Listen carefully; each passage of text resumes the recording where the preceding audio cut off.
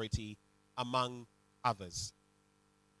All of that said, I would now like to invite forward for the opening prayer, as we have everyone available for the kickstart of the program, Mrs. Sairam Amakpa Azasu of the Ghana Investment Promotion Center. Please, let's do it for her.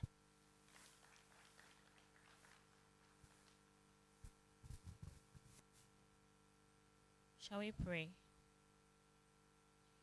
Father Lord, we thank you for this day. We thank you for every opportunity that has led us to this day for the GIPC Agility Breakfast meeting. We pray that you will take control of this meeting, that every discussion will be towards the growth and progress of our country to the glory of your name. In Jesus' name, amen.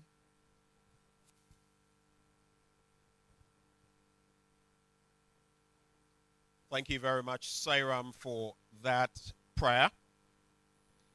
Let me also just announce quickly for those who may want to connect via Wi-Fi, the login details, username Agility, AGILITY, all in small letters. The password is the @ if you speak French, arroba, GI, that is small g, small I, then 1, and then a small e. So @GI1 small e. All letters in small letters. On that note, ladies and gentlemen, we're going to have a little video shown, a brief one. It talks about the GIPC and this enterprise we're having this morning. So without further ado, the technical team, if you can get the video rolling.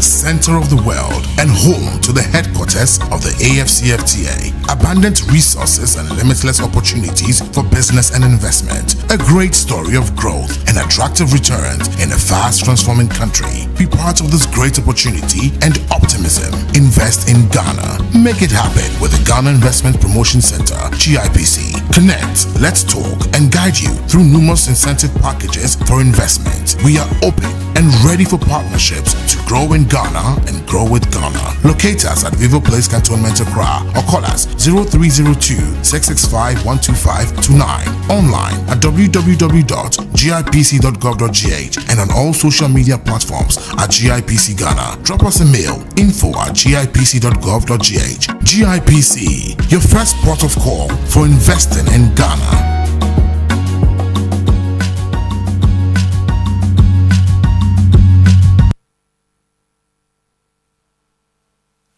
Well, thank you very much, team. And after that video, just letting us in on part of what the GIPC does, we're going to dig into the real issues. And to kickstart matters, we're going to be hearing from none other than the GIPC itself, the Ghana Investment Promotion Center. But before we take the welcome address, just to reiterate, we're live on Joy 99.7 FM. And on the social media handles of the GIPC. If you are listening to us, you can also check them out. Facebook, Ghana GIPC. GIPC Ghana on Instagram, Twitter, and YouTube. And, of course, the website, www.gipc.gov.gh.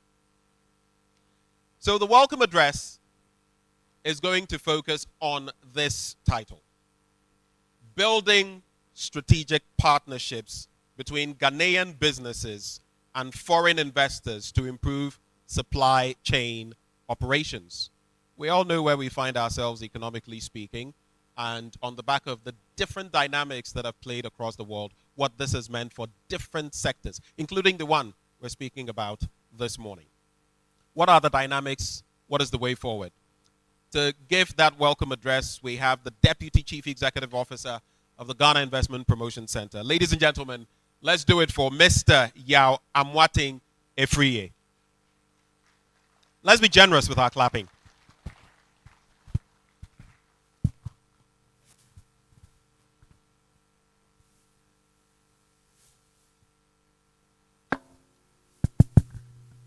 Good morning.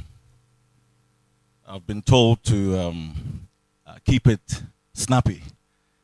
Thank you very much, Ben and everybody here. Distinguished ladies and gentlemen, all protocols observed. Thank you especially to Charlie and the Agility team for your generous sponsorship of this morning's meeting. Good morning from Tema, one of the most prominent and efficient ports which serve as a feedstock to Ghana and a maritime gateway in West Africa. Thank you for joining us in person and through our live stream for this morning's CEO's breakfast meeting, the first of the year, under the relevant theme, Revitalizing Ghana's Supply Chain, Maximizing Logistics Efficiency for AfCFTA and FDI Growth. This meeting allows all of us to speak about the opportunities in Ghana and how we collectively broaden the country's appeal as a premier investment destination in the continent. You will hear throughout the morning about the global context that has amplified protectionism, exacerbated by a pandemic and a precarious conflict in Europe, which undoubtedly has created distortions to supply chains globally with enormous ramifications for us here in Ghana and indeed the continent. At GIPC, we see these exogenous factors as an opportunity to pivot towards new partnerships and forging linkages that offer value to the rest of the world. Thankfully, trade flows and global investments are rebounding, albeit sluggishly, to pre-pandemic levels. According to the World Investment Report of 2022, global foreign direct investment stood at $1.6 trillion in 2021, and analyst forecasts expect this figure to grow in the medium term. In our context, Africa's share of that total global inward investment stood at $83 billion, a record up from $39 billion in 2020, accounting for 5.2% in global foreign direct investment. Flows to Ghana that year rose by 39% to $2.6 billion, owing to projects in the extractive industries supported by efficient supply chains. Still, more must be done at a country and continent-wide level. Essentially, we can view this conversation through the lens of peril because of our immediate macroeconomic challenges, which have occasioned an IMF program that has at its core restoration, reform, and sound financial management for the near term. Or we can view this conversation through the lens of promise. But I prefer that we do so through the latter. And that is essentially the context of this morning's conversation. Ladies and gentlemen, Ghana is well positioned with excellent proximity and connectivity to key markets in Africa, Europe, the Middle East, the Indian subcontinent and Asia, North and Latin America, and the Caribbean. The world-class Kotoka International Airport, recently ranked for the third successive year as the best airport in Africa's 2 to 5 million passenger category, presents many efficient freight forwarding and logistics opportunities. At Tema, where we are, and Takoradi ports on the eastern and western coasts, respectively, are vital import and export arteries for the oil and gas and allied industries, mining, logistics, agriculture and forestry, e-commerce, manufacturing, processing, infrastructure, ship brokerage, and FMCG in Ghana and ECOWAS, a market of approximately 370 million people, as well as the potential to serve the AfCFTA markets with a population of 1.4 billion people and a combined and growing GDP of $3.4 trillion. These access points reinforce Ghana's position as a hub for logistics in the subcontinent. In further augmenting this position, the government recognizes the interdependence of rail, road, transport infrastructure, and proliferation of technology as essential levers to pursuing an aggressive export and investment-led recovery for Ghana. Ladies and gentlemen, trading under the AfCFTA commenced on the 1st of January 2021, and Ghana was the first country in Africa to export to the bloc. Companies like Casapreco and Gandor Cosmetics were among the first to export within the AfCFTA. This is noteworthy because we in Ghana seek markets for our SMEs, who constitute 60% of labor market and contribute approximately 70% to our country's GDP. And at GIPC, we believe that augmenting AfCFTA with an investment-led approach is a policy worth pursuing to mobilize investment inflows to finance priority initiatives and projects in Ghana. In maximizing logistics efficiency to attract foreign direct investment and reap the dividends for more significant trade within the AfCFTA and globally, access to buyers and suppliers, as well as capital, are essential to hastening intra-Africa trade, as well as foreign direct inflows.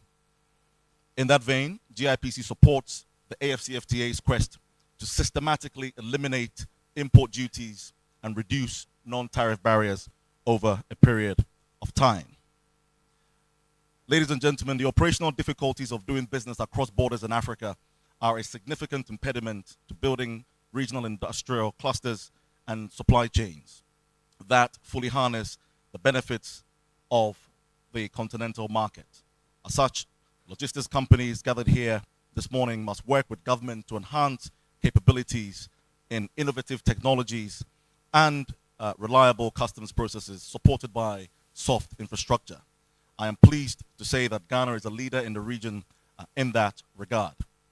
Investments made by companies including Agility Logistics and others here this morning are a testament to overcoming the bottlenecks and unlocking the full potential of intra-Africa trade.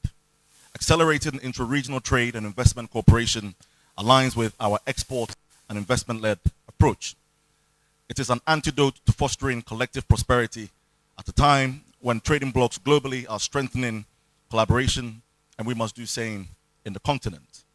The Pan-African Payment and Settlement System, PAPS, a recent innovation enabling cross-border capital flows and transactions, is an excellent example of the AfCFTA de-risking intra-Africa transactions and trade into critical sectors.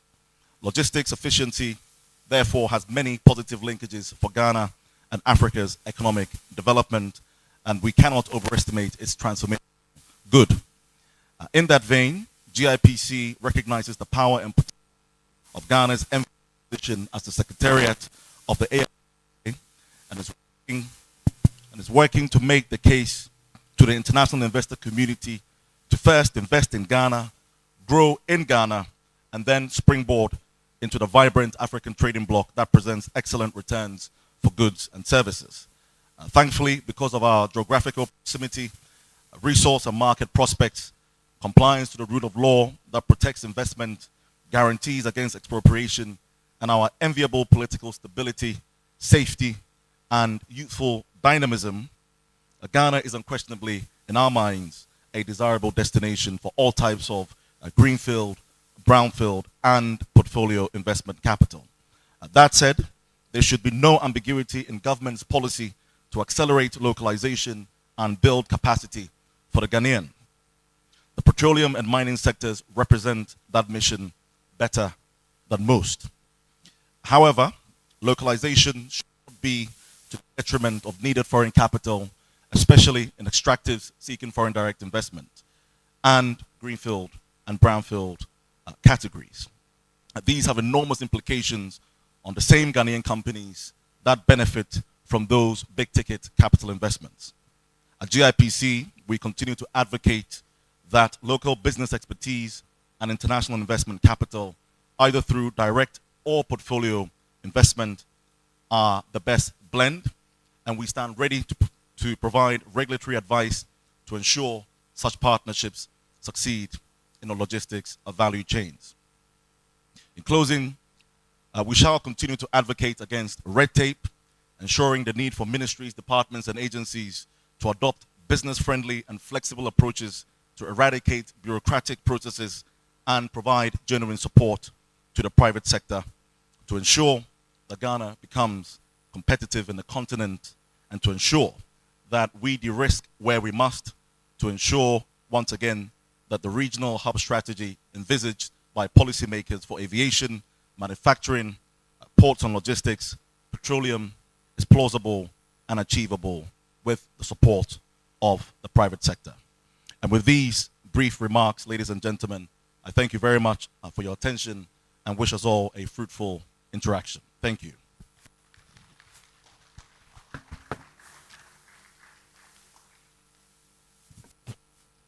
Thank you very much, Mr. Mwating.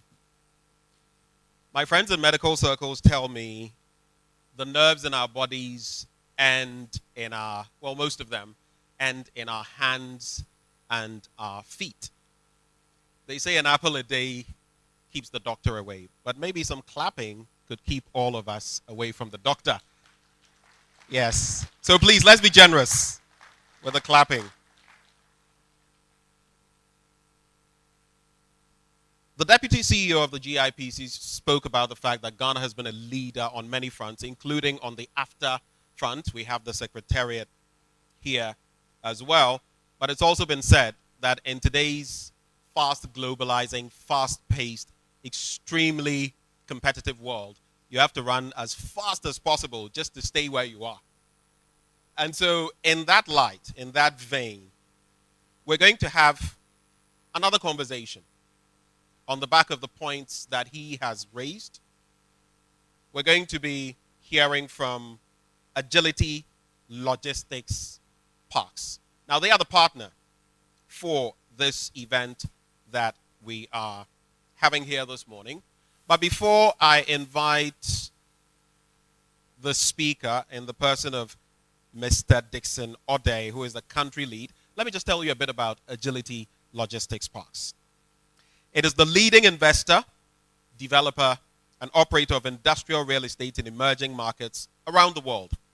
It is investing in a network of logistics parks across Africa by providing modern industrial solutions and international standard warehouses for distribution, storage, assembly, processing, and light manufacturing.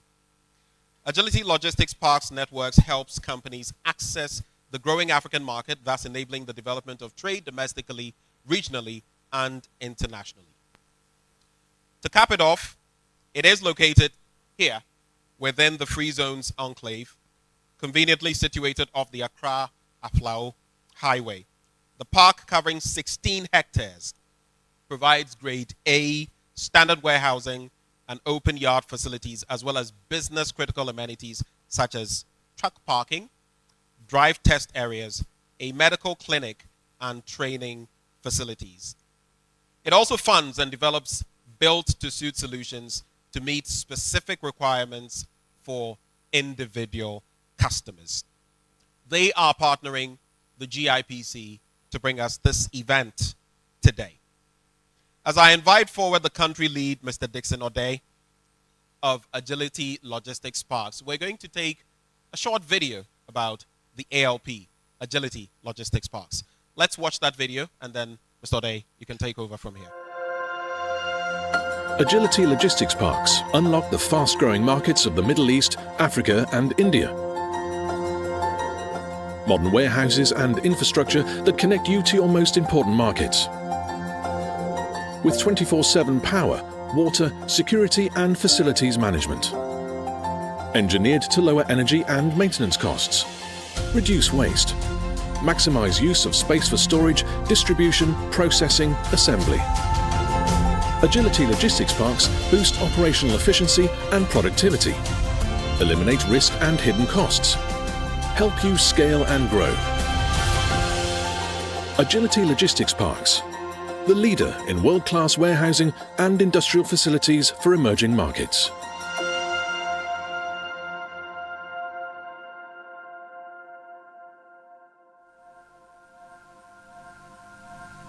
Thank you very much, team. And on that note, I would like to invite forward to deliver the address by our partner for this event, Mr. Dixon O'Day, Country Lead, Agility Logistics Parks. Please, let's welcome him.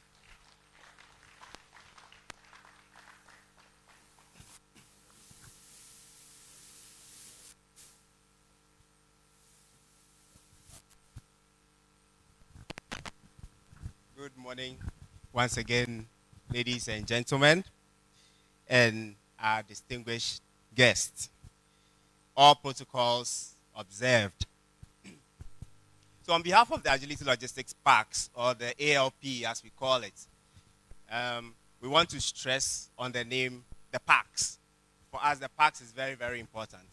We are not so much about the logistics because we do not do logistics. What we do is to provide the infrastructure for logistics companies and other manufacturing or distribution companies to be efficient at their work in our facility. So please take note, it's Agility Logistics Parks. So all the logistics companies here, we are not your competitors. Please, we are not your competitors. We are your partner, helping you in your business. So this morning's event is very crucial for us. It's really relevant for our operations. We look at the theme for the day. We look at the key words in the theme. We look at words like trade, words like supply chain, words like AfCFTA. Okay, so that's a mouthful. Africa Continental Free Trade Area. That's a mouthful. Maybe it can become Africa Free Trade Area after. So please allow me to say after. In line of that, we are very happy to be here to partner with GIPC, and we thank you very much for the opportunity to partner you for this. Now, we believe that trade is what moves the world, global business. Now, if trade is that machine that moves the world, then supply chain is the engine of that machine. So if there are inefficiencies in the supply chain system, then that engine is not going to move well, and the whole global business will slow down. And so Agility Logistics Park, as has been described to you, we are a developer, we are an operator of international standard facilities, especially in emerging markets. Now, we notice that this challenge has been in the system where there are no proper warehouses that enable international trade to thrive. So what did we do? In 2015, we opened our first facility. Now, this facility is located conveniently within the Tema Free Zones Enclave. It's a 169,000 square meter facility. Thus far, we have developed half of that. We'll go on site and see what happens there. But the facility is built such that for all kinds of production purposes, it's a multi-purpose facility built with panels that are temperature controlled, for example. And so when you come into the facility, you can use it for whatever purpose you want. It's ambient to start with, but it is convertible to temperature control. Now, why do we do this? Because we want to make it such that all companies, all kinds of activities can thrive in there. So be a multinational, an SME, whatever level of production you are into, the facility is suitable for you. Agility is doing this so that Africa can enjoy a bigger share of the international trade. Currently, intra-Africa trade is just about 18%, and we are not benefiting. But with the facilities that Agility is providing, it is making it easy for customers to be able to leverage and become efficient. What do we provide in there, in the facility? You have a facility that is 9 meters high, And so you can rack up and benefit from the usage of a square meter. So instead of spreading things on 6 square meters, for example, and pay for 6 square meters, when you rack up, you are paying for 1 square meter and benefiting from that. How about that for benefit? The facility is built with internet access. So you don't have to go and struggle to look for internet connectivity. There's fiber optic connectivity in there. Moving in to have a plug and play solution. When we go on site, we'll show you all of it. And you really appreciate it because there's a difference between being told something and actually being there to see it physically. Why are we doing this? So that companies can benefit. Now, AfCFTA is a big discussion now because Africa is not benefiting. Recently, we have had a lot of countries sign onto it, and there have been businesses that have happened between the African countries. Do you recall the very first shipment that took place between Kenya and Ghana and the AfCFTA? Anyone recalls? Yes, batteries. It was the export of batteries that had been produced in Kenya and shipped to Ghana. And is it any surprise that the batteries were shipped and warehoused at which facility? The Agility facility. So yes, the facility we provide is actually helping to enable Africa to benefit more from global trade. This is a lot of good news I've shared about Agility for now. We will see more. What is the best news of this presentation?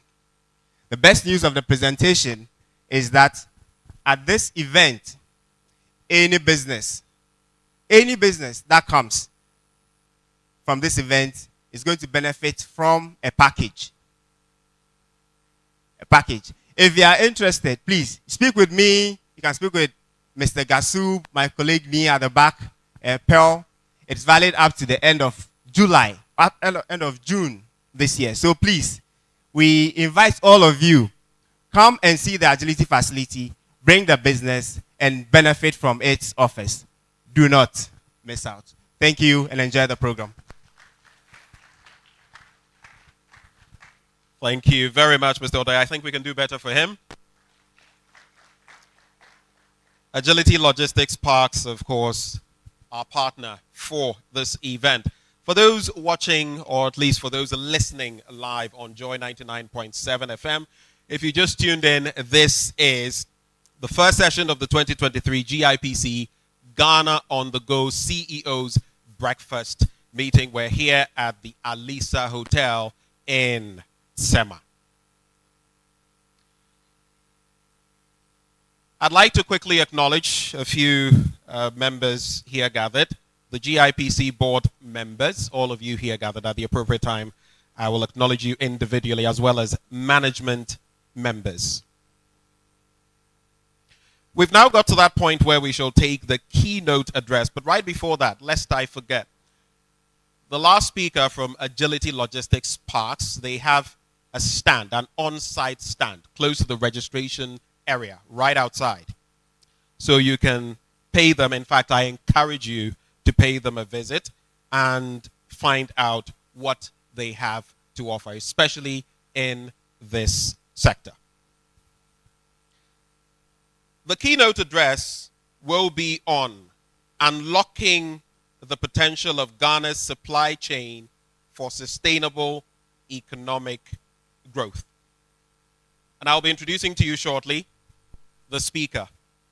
Forgive me if I just keep his name to my chest for now. We have the privilege this morning of gaining insight from the CEO of Apex Shipping and Commercial Company Limited, ASCO for short, on running a transgenerational logistics company and how, of course, it can be a driving force in unleashing the immense potential of Ghana's supply chain for sustainable economic growth. That's why we're here, FDI, economic growth. It is imperative that we recognize the crucial role of logistics in facilitating economic development, lest we wouldn't be here. Logistics and supply chain management form the backbone of global trade, connecting producers, suppliers, and consumers across borders and continents. Now, in the case of Ghana, A country with a rich history and a vibrant business landscape, the logistics industry plays a pivotal role in driving economic growth and promoting sustainable development. Apex Shipping and Commercial Company Limited, under the leadership of our keynote speaker, stands as a testament to the power of transgenerational business. In fact, this company, founded by the speaker over 2.5 decades ago on the principles of excellence, reliability, and long-term vision, has become a key player in Ghana's logistics industry. I could go on and on, but just to cap it off, he has embodied many great qualities, leadership qualities, I should say, that have guided Apex Shipping from one generation to another and given them their positioning. Apex is now, ASCO, I should say, is now positioned to provide total logistics solutions to its customers from customs clearance, transportation, and storage services. So we could have found no one better to deliver on this subject. So ladies and gentlemen, to deliver the keynote address, let's welcome Mr. Prince Akutu, CEO, Apex Shipping and Commercial Company.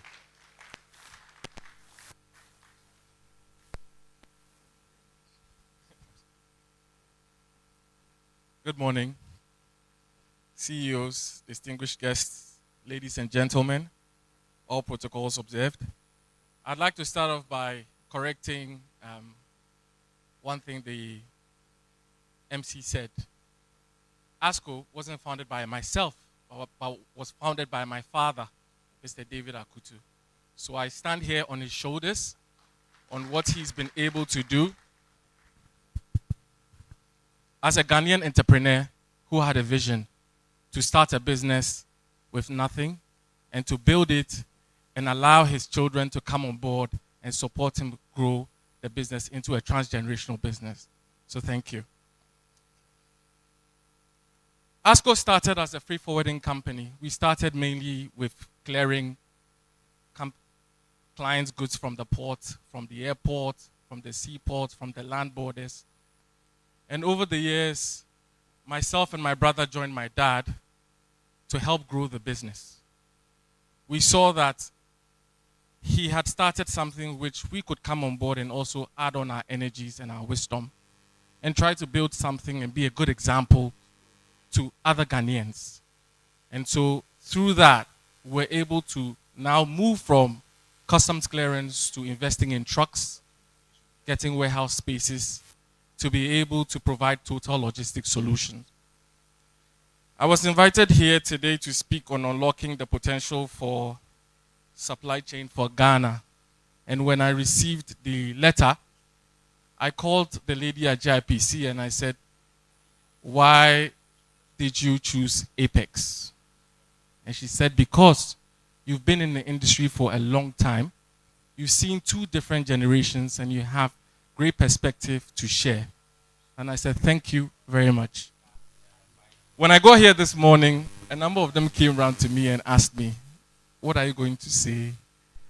We hope you can manage the things you say.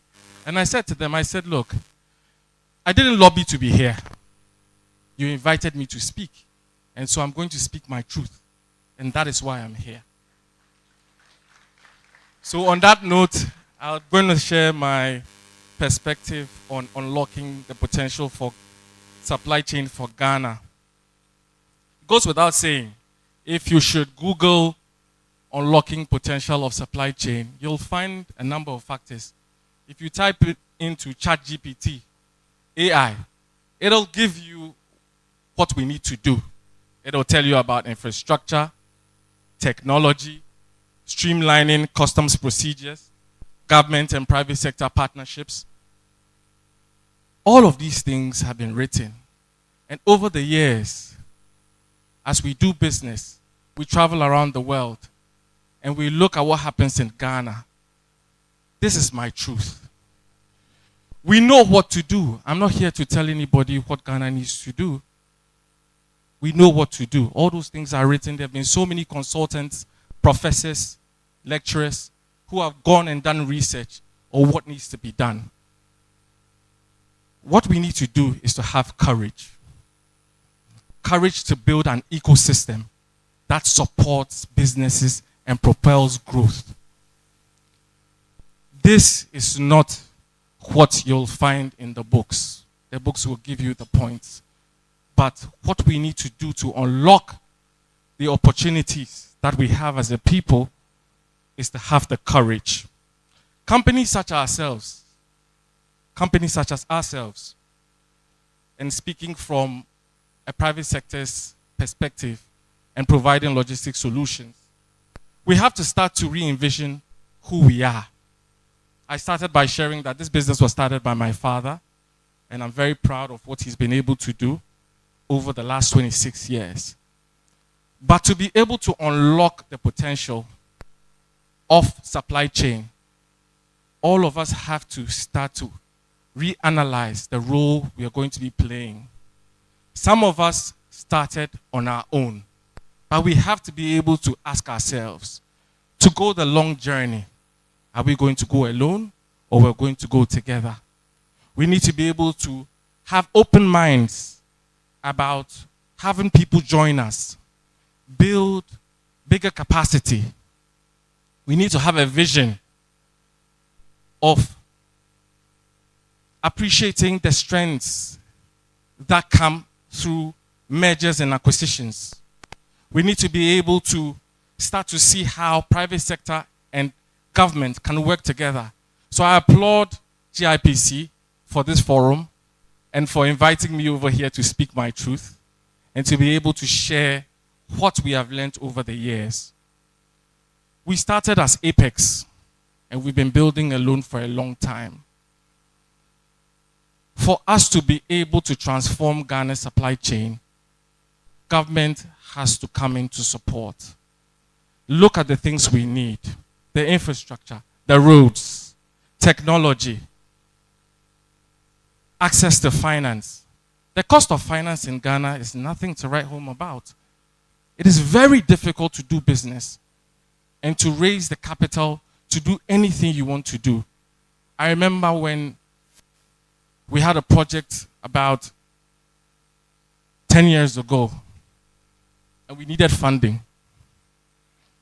Look, we had a bank we've been working with for about 12 years. My dad used to go around them, and everything they said was collateral.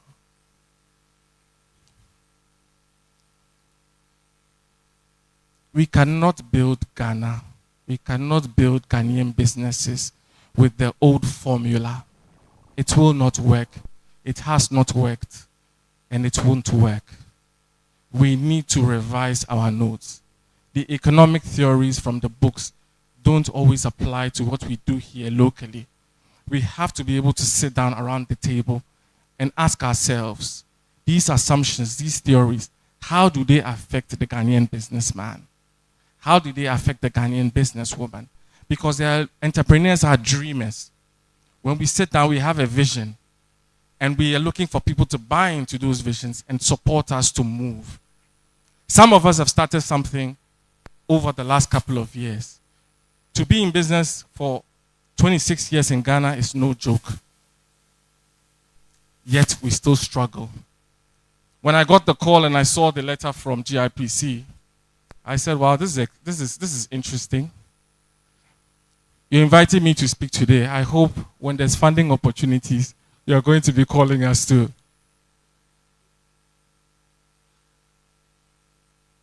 Everything I want to say today, this morning, is about the ecosystem. The system that we work in as Ghanaian businesses. We want to attract foreign direct investment, but the system must make it viable for the Ghanaian to be set up to receive the support. I'll share a story with you.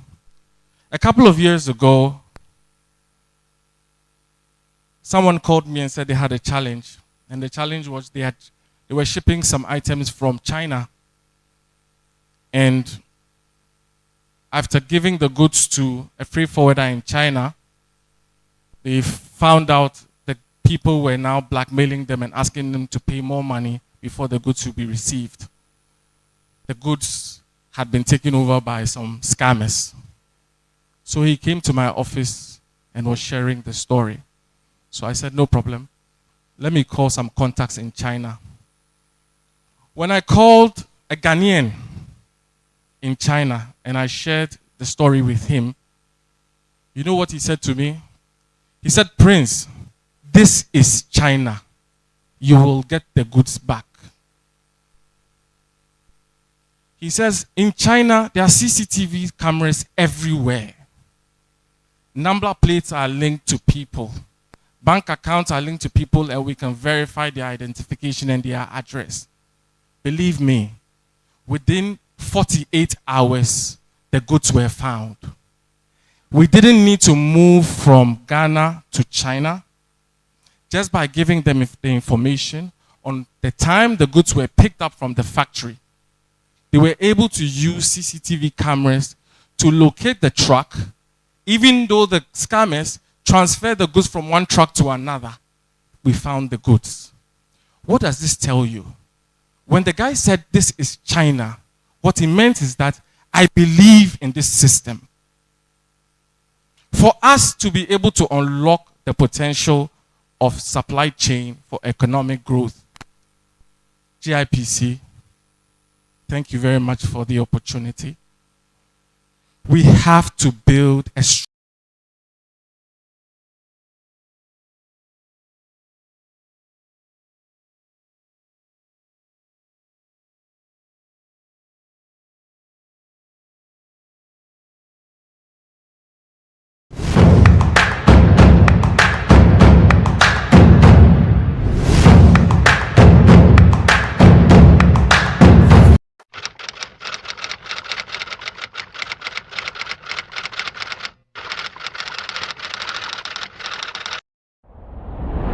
Fair Africa is a 100% subsidiary of Fair Africa, Germany, now AG, in Munich. Our mission actually is to bring world-class chocolate from Ghana. Have trust to know that when we put our investments in our businesses, we are protected and we can grow. Thank you very much.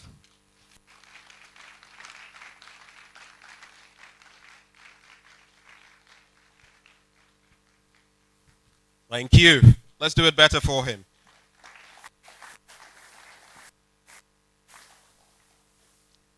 This is Ghana. Someone just said, where the lights go off. But it's a pertinent question when he said, this is China. I read a story recently, I do not know how true, but a Ghanaian student went to Japan and was in a pool and peed in the pool. Something happened. The hotel invited him, told him he couldn't stay there.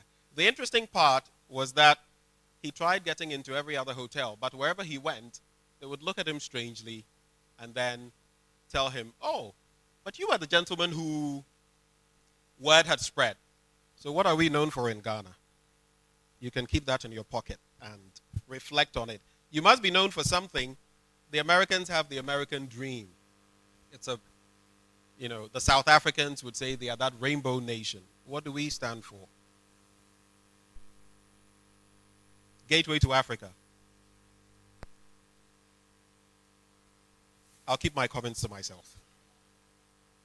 But thank you very much, Mr. Prince Akutu, standing on the able shoulders of your father, David, right? Okay. So just a quick acknowledgement, we're still live on 99.7 FM Joy. And for those of you who would like to connect with us, we are on social media. I'll be sharing the handles in a bit. But for now, as we proceed from here, we're going to be hearing from the Customs Division of the Ghana Revenue Authority. And they are crucial in this entire discussion we're having, and we all know why. The next presentation is going to be on the role of the Customs Division in maximizing logistics efficiency for AfTA and FDI growth. It's interesting, though, for me, the AfTA, because so big from the outset. It still is, but we've not really hit the ground running. So I'm very interested in what our speaker is going to share. He started as a junior officer in 1990. He was posted to the Accra collection. Then from there, he was transferred to the Tema collection in 1996 and assigned to the permit seat to issue permits for the clearance of perishable items and bullion. From there, he was sent to the Aflao collection in 2000, and then again from there to the Kumasi collection in 2007. I'm just summarizing, as I'm sure you can tell. In 2017, he was transferred to Koforidua, that collection, and then reassigned to the Import and Export Unit at the Customs Division headquarters in April 2023. Boy, he's been around. He studied at the prestigious Kwame Nkrumah University of Science and Technology. Why the grumblings? My alma mater is the University of Ghana, by the way. So just take it easy. He has an MBA in Logistics and Supply Chain Management and a Bachelor of Science in Business Administration, that is Operations, Supply Chain, and Logistics Management. Ladies and gentlemen, let's warmly welcome Mr. Edward Bajiri, Chief Revenue Officer, Import and Exports Unit, Ghana Revenue Authority, Customs Division. Thank you, sir. Thank you very much. Permit me to stand on the existing protocols and continue with my presentation. I would like to say thank you to the organizers of this program for inviting Customs Division to be part of this August breakfast meeting, where I'm seeing a lot of beautiful people. Some I have seen before, and some I'm here to network with. And I am here representing the Commissioner General, and for that matter, the Commissioner of Customs Division, because this is about customs. And I'm going to do a presentation this morning on the role of the Customs Division in maximizing logistics efficiency for FDI growth and after. Honestly, when I started studying economics in the secondary school, we were made to understand that international trade came about because of uneven distribution of natural resources and the different levels of production capabilities. And so countries had to produce what they can get from their raw materials, sell to others who need them, and also buy what they need from those countries. But little did I know that in all this, there is something called logistics and supply chain management, because it was not taught, and I'm sure it was not known at the time. And after the Second World War, when the whole world decided to go into mass production, you had companies producing and stocking in anticipation of consumer requests. And so how was it done? They were stocking them. And so how did you know consumers wanted them, and how were they going to make those products available to consumers? And so that is where logistics and supply chain comes in. And as a student of logistics and supply chain, when I got this invitation, I was confused. I didn't know how to prepare my presentation because I wanted to go purely logistics and supply chain. Then I was trying to look at customs rule. And it was like, but when logistics started, it was about manufacturing. And so that's how you had the Ford and Co. But it has grown now to engulf the service sector. And so now we'll call it the service management. And so what we are doing is to manage a service for industry players and ensure that in our quest to do that, they are also able to maximize the benefits of what they are doing. And so this morning, that is my objective. And I'm told that I have to do this in a very short period. And so when logistics and supply chain set in, their objective was to make sure that products were sent to the consumer at the least cost and within very short time lags. But unfortunately, and you agree with me, he was just speaking about his story, and I felt sad. It's become very difficult for logistics practitioners to achieve this role because of fragmentations, unpredictabilities, the rigidities coupled with institutional bottlenecks and our bureaucracies. And so they are unable to make sure that these products meet the consumer's need, and we can't get them when we want them and as soon as possible. And for logistics and supply chain, the bottom line is that you want to achieve the 7 P's and the 7 R's.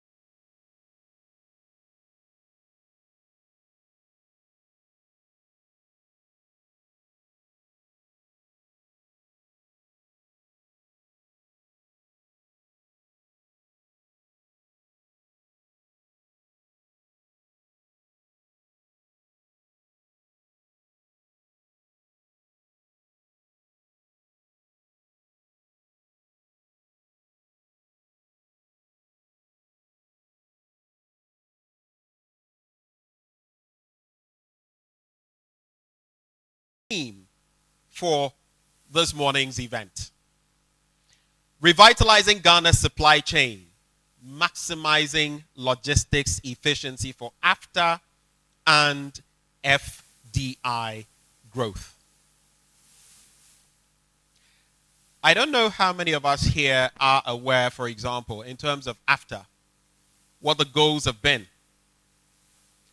At the outset, it was deemed to have the capacity to connect some 1.3 billion people across about 54, 55 countries with a combined GDP of $3.4 trillion.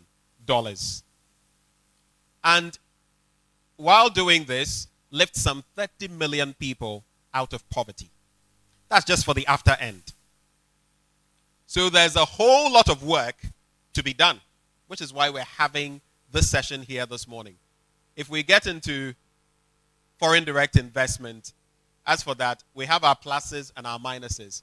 And the good thing is we have the Ghana Free Zones Authority on board as well, who are going to be sharing interesting points with us on the back of that. Ladies and gentlemen, for the sake of time, we're going to scale down on the profiles of, well, some of those who are going to be interacting with us on the panel. So, panelists, please bear with me. So we've got to that very important point. We're going to spend some 40 minutes. Each of our panel members is going to address core issues on their sector. And so without further ado, I would like to invite them forward. Starting off, we have Agility Logistics Parks, represented by Mr. Charles Gassoub. He is Africa Vice President for the ALP. Please, let's put our hands together for him. He's our first panel member. Also joining from LMI Logistics, Mr. Emmanuel Apotai. He is Managing Director, LMI Logistics. Please, let's welcome him as well.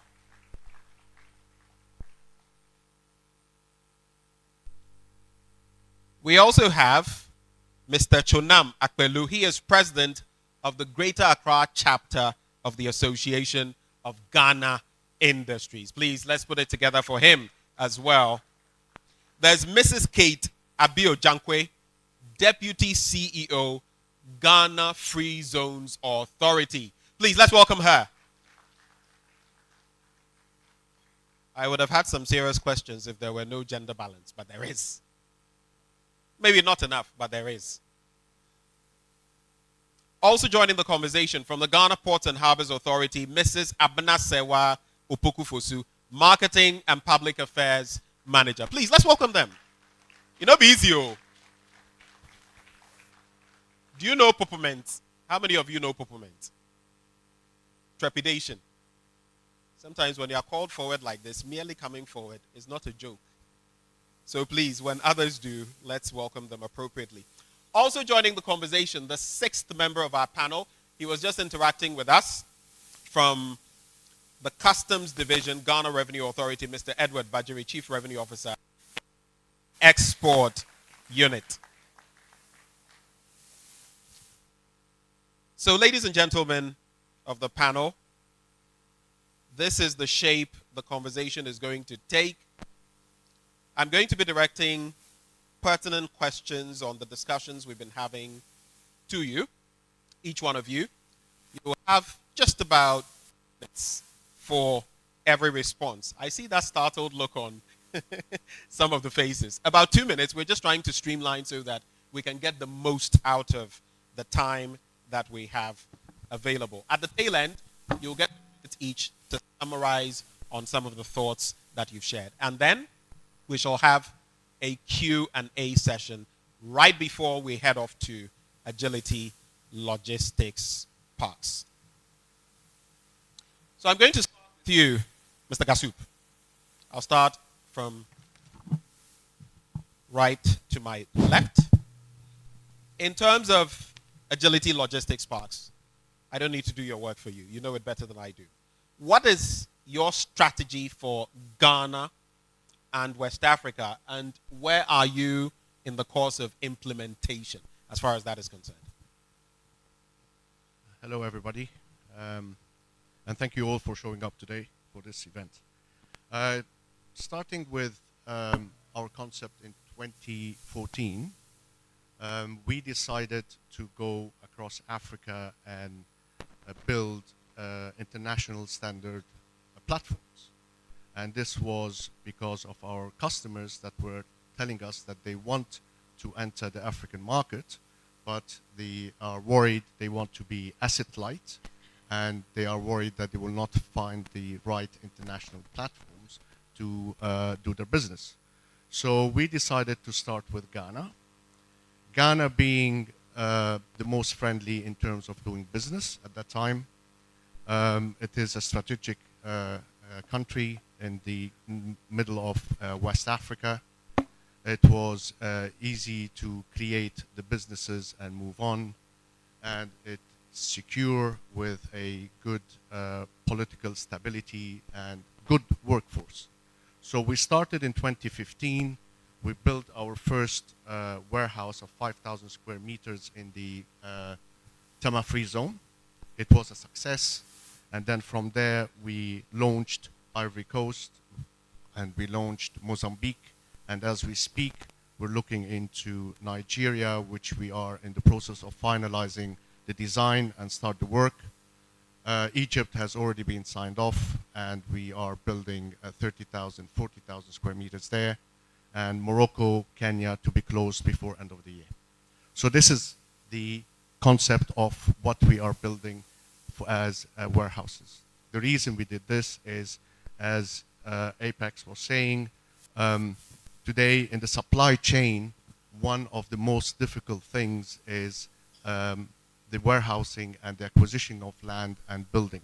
So we mitigated the risk. We went into different countries in Africa, bought the land, went through all the challenges to make sure that the customers that are coming in who want to be asset lights has a turnkey operation. So in a nutshell, we can say agility is the medicine for the headaches of the multinationals and SME. So this is how our story started.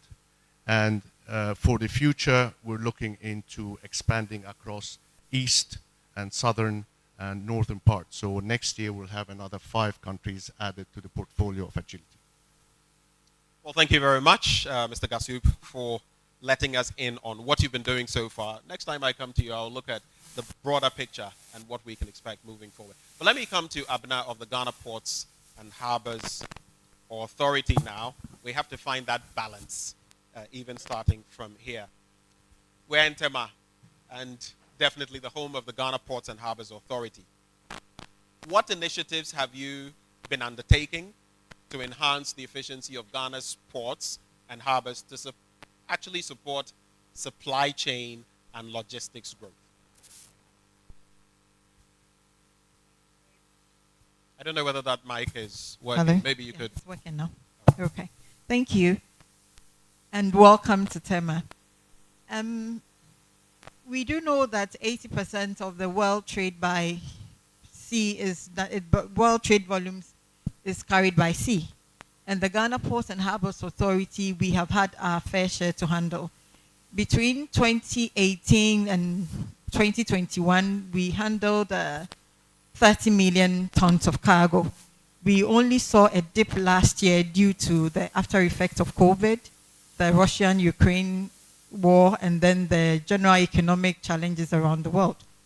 But we have also done a lot to ensure that we are positioning ourselves and our ports to be the leading trade and logistics hub within the sub-region. Therefore, we have invested 1.5 billion in the construction of Terminal 3, which is the largest port in terms of capacity within the West Africa and the Central Africa region. We have also invested a lot in Takoradi right now. They have put up a liquid bulk terminal at the cost of $56 million. We have the recently commissioned project for dry bulk terminal with eco hoppers and modern ship load at $87 million. And currently, Takoradi is also constructing a 16-meter draft multi-purpose container terminal for $475 million. And we've done a lot of e-things. Now we're doing e-vessel booking, there's e-payment, we have the e-tracking of your container by RFID. We are doing e-gating systems with boom barriers, and we are registering all port users also biometrically. We've done that for almost 5 years now. And then we have also worked hard to get some international standardization certification for occupational health and safety. We have been certified for environmental management system, and the latest one on board is the information security. And our port is also termed as the best in terms of security in the sub-region. And for this, we've worked very hard. There are about 300 CCTV cameras in the port because we need to be ISPS compliant. By this, I mean International Ship and Port Facility Code compliant. And then we are collaborating with the Navy and then the Marine Police for patrols. And then we also do have the dog roomaging of vessels, which has also reduced drastically the incidence of stowaways. These are some of the things that we are doing in order to ensure that we are positioning the ports for trade. And for Tema, we are positioning Tema ports for container, as a container hub, whilst Takoradi is mainly towards oil and gas services. So these are but a few. If I do have more minutes, but you said I have only 2 minutes of some of the things that we have put in. You've actually already exhausted the 2 minutes. But Okay. just a quick follow-up. You speak about all these things, security, IPSO, specifications and fulfilling them and all of that. But if I asked you on a scale of 1 to 10, in terms of where you hope to be, the Tema Port, the Ghana Ports and Harbors Authority, where on that spectrum do you lie currently? I would want to say that we are about 7, because we are doing all that we can with all the competition in the sub-region. And then also, we must admit that we do not work on our own. There are so many agencies in the port that we work with, we collaborate with, and each unit's work has a ripple effect on the other. So once we get everybody on board with that same mindset, I think we are good to go. Thank you very much, Abna, for those initial responses. Let me come now to Mr. Apotai, LMI Logistics, and they are also a key player in this industry. For you, sir, what role does LMI play, or have you played, in strengthening the logistics and supply chain sector and its growth in the country, positioning Ghana as a regional hub? Thank you very much. LMI is into so many things. We are into construction, power distribution, development of industrial park. We have helped develop 70% of Tema Free Zone Enclave. We have realized that Free Zone is done, and so we have started developing Dawa Industrial Parks. So those of you who have seen Dawa, we are developing about 2,000 acres of areas so that industries, multinationals, locals who want to come and set up in Ghana here, now that Tema Free Zone Enclave is done, you can come and we will help you set up so that you can operate and be able to serve your customers both locally and also internationally. But then, LMI, we have also developed logistics. It's not coincidental that I'm sitting close to agility. We are also into warehousing, and we have developed 123,000 square meters warehouse. The indoor alone is over 79,000 square meters. As we speak, we have rented out 62,000 square meters. We are left with only 14,500 square meters for customers to come and rent. We have realized that our space is almost gone. And so in terms of our future plan, we have started developing self-compound 4,000 square meters, 3,000 square meters, 2,000 square meters. Then also for outdoor, about 20,000 square meters for vehicles, for bonded operation, for industrial machines, and other commodities that customers will prefer to store outdoor. In terms of the logistics, we have helped to be able to establish a strong logistics company. And so customers who are into bonded operation that want to use Ghana as a hub, we use our warehouse facility to support and also to use our logistics company to bring in the cargo from the port and also to be able to store the item as and when customers are ready to send items to wherever the final destination may be, they are able to do that. In terms of the logistics, we have developed a strong archiving system. And my colleague, custom officer here, will bear me witness that according to custom policy, within 6 years, anytime somebody imports an item, custom can come back to you to verify the duty that you have been paid and whether the duty is the correct one or not. And so there's a unit within custom called post-clearance audit. Anytime they approach any customer of ours, we are able to come back with complete shipping documentation to confirm that when the items came into Ghana, these are the correct duty that was paid. And so the customer wouldn't need to worry him or herself in terms of documentation archiving. Another system that we have also developed, which is a good service, is about packing and removal. So we deal with multinationals who move to various countries for a short period, 3 years, 5 years, 4 years, and after that, they relocate to another country. What we are doing is, anytime somebody wants to move, all that you need to do is just hand over your key to us in terms of your residential. We come in, package all your items, move it to the country that you are going, and repackage the item to where you are going so that you can have a focus on your business and really hand over the entire logistics operation to us. Thank you very much. Thank you. Now, according to UN data, tapped potential of Africa when it comes to intra-Africa trade is valued at over $21 billion. What are we doing with that? That's why we have AfTA. But are we tapping into it fully? It hasn't hit the ground running. That is the reality. But what more can we do? And that brings me to my next question, directed at Mr. Bajiri of the Customs Division Revenue Authority. What measures is the Customs Division of the GRA implementing in terms of streamlining processes and reducing delays in cross-border trade, particularly in the context of the African Free Trade Area? Yeah, thank you.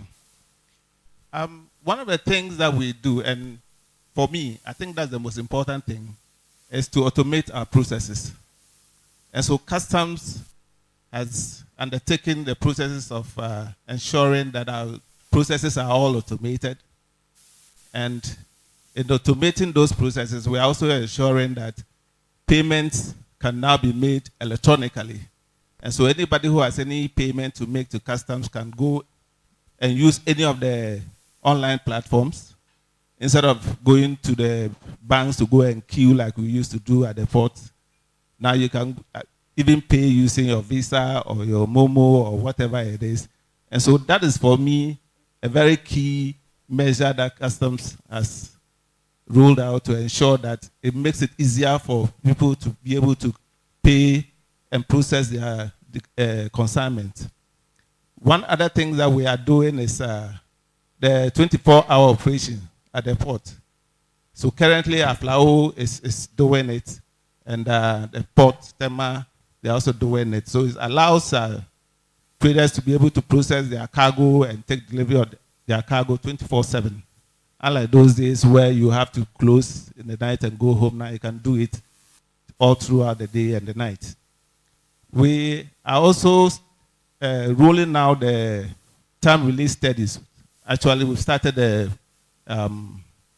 assessment of it. We went to AFLAO to work on it. We want to see how best we can eliminate the bottlenecks that hinder the free flow of freight at our entry points. And so we are working on it, and very soon it will be rolled out. We are also looking at the economic operators, the authorized economic operators. We are seeking to ensure that that is also rolled out. And so these are people who are experts in their field, and they have all the credibility that customs will rely on. And so once they start with those operations, then we know that we can always fall on them anytime there are issues. And so we allow them to process their declarations as quickly as possible.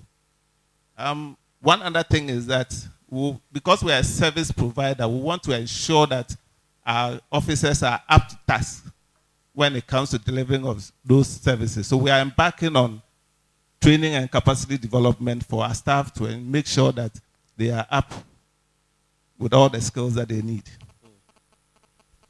Thank you very much, Mr. Bajiri. You see, you're now getting more time to expand on some of the matters I had to say earlier. I like the fact that he's smiling now. Let's now hear from the Association of Ghana Industries, and especially on the back of what we faced, COVID-19, the Russo-Ukrainian war, among other things, it has also impacted businesses across the world. So as I get to Mr. Jonam, how is the AGI? How have you and how are you continuing to support local businesses to adapt to the requirements of opportunities that AfTA creates for us in terms of overall supply chain efficiency? How are you equipping these local businesses to take that on? Thank you. Good morning. Please allow me to begin by thanking sincerely GIPC staff for putting this together.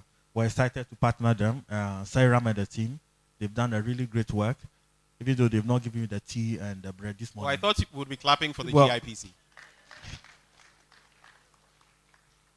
So, for this question, I'll answer in two folds, internally and externally. For internally, the membership of AGI has over 60% as SMEs. So what we've been doing is to help facilitate and coordinate their product for export. We work very closely with GEPA to ensure that most of our members who don't have the capacity to be able to export would have their products aggregated for external market. GEPA just introduced an initiative where we are having Ghana House in different countries. They actually just returned from Nairobi yesterday. And that's a great initiative. And so AGI worked very closely with them to make sure that even if the individuals will not be able to go there, their products would go. The next thing has to do with standards. So AfTA really is very big on promoting standardization. So we work very closely with the standard authority to ensure that our members have the needed standard certifications to be able to qualify for exporting to the market. And also, we facilitate very heavily in allowing our members to have access to financing they need to be able to expand their businesses for AfTA. That being said, it's also important to talk about the external factors that impede on our businesses. So you realize that the tax structure is so heavily huge on producing locally. If you recall, early part of this year, about 3 taxes were introduced. This is going a long way to affect our work in promoting local industry. The issue around VAT, VAT is really over 21%, and even the calculation of VAT. If you're a local producer, you realize that you pay an extra 6% because you have to pay at the port, and after you're done production, you also have to pay VAT. This is almost like double taxation. If you look like the bill at the port, COVID-19 levy of 1% has no sunset clause. On top of it, at the port, you're still charged another tax, something network, health, something COVID-19, another 1%. So in effect, you are paying 2% for COVID. We don't know how long we're going to continue to be paying the COVID levy. What we're saying is that all of these taxes, go a long way to affect how we are effective in competing in the external market. So overall, we're engaging government, which is what we're best at doing. We're advocating, and we hope that our engagements and advocacy will go a long way to deal with some of these external factors that we are unable to control. I thank you. I like the way you moved away from, to advising government. And there are many such organizations on the business front. I remember having conversations with the Chamber of Commerce and all that they had to say. Of course, now we also have the upfront tax that is going to be slapped on certain categories of goods. But just a quick follow-up, Mr. Chonam. The 60% composition of your grouping? You say you represent more than 60% are right, SMEs. Yeah. How have they fared in these last few years on the back of the turbulent economic times? Very briefly on that. Yeah, it's been extremely challenging to admit, because most of them don't have the luxury of dealing with the shocks that come with COVID-19 and also the aftermath of the Russia-Ukraine. Have any of them have many or a few folded up? What has it been like? That's what I want to know. I'm unable to give you a specific figures, but yes, most of them have to fold up. And unfortunately, some of them are actually resort to having to import finished product to sell, as opposed to producing locally to export. Thank you. Thank you very much. So we get the real picture of what is happening. So finally, we go to the Ghana Free Zones Authority, last but definitely not least, ably represented by their Deputy CEO, Mrs. Kate Abel Jankwe. For you, we hear a lot about the Free Zones Authority. I've worked in that enclave before, in the Pram Pram area, and there's a lot of talk about, oh, what you do and all that. What role are you playing in attracting foreign direct investment to Ghana's free zones, and what impact is this having? How is it contributing to enhancing the efficiency of our supply chain in Ghana? Thank you very much, Mr. Moderator, and kudos to GIPC for organizing this program. I think the fact that agility is situated within our flagship project, the Tema Export Processing Zone, bears witness to our relevance and the role we play. Ghana Free Zones Authority is mandated by an act of parliament to solve some of the problems that businesses are confronted with. We know our land tenure system is quite challenged. That is why the president has that mandate to declare free zone areas where we acquire land banks that are free from all forms of litigation. I wouldn't know what would have happened if we didn't have that parcel of land for investors like Agility, the LMI group, and the host of businesses that we see operating from the Ghana Free Zones enclave. So we regulate, and regulation, I mean we are the only body with the mandate to issue a free zone license. And once a company is listed, the company has to necessarily export at least 70% of their annual production. We also give incentives. We have heard presenters indicating that they are being weighed down by taxes and tariffs. So we have the mandate to help the investors clear their goods duty-free. Input for production are cleared duty-free. We license not just manufacturing entities, but service-oriented companies that are operating within that export regime. So we have LMI warehousing and the likes, AMP logistics. We cushion them from excessive tariffs in that they're able to clear their tracks duty-free.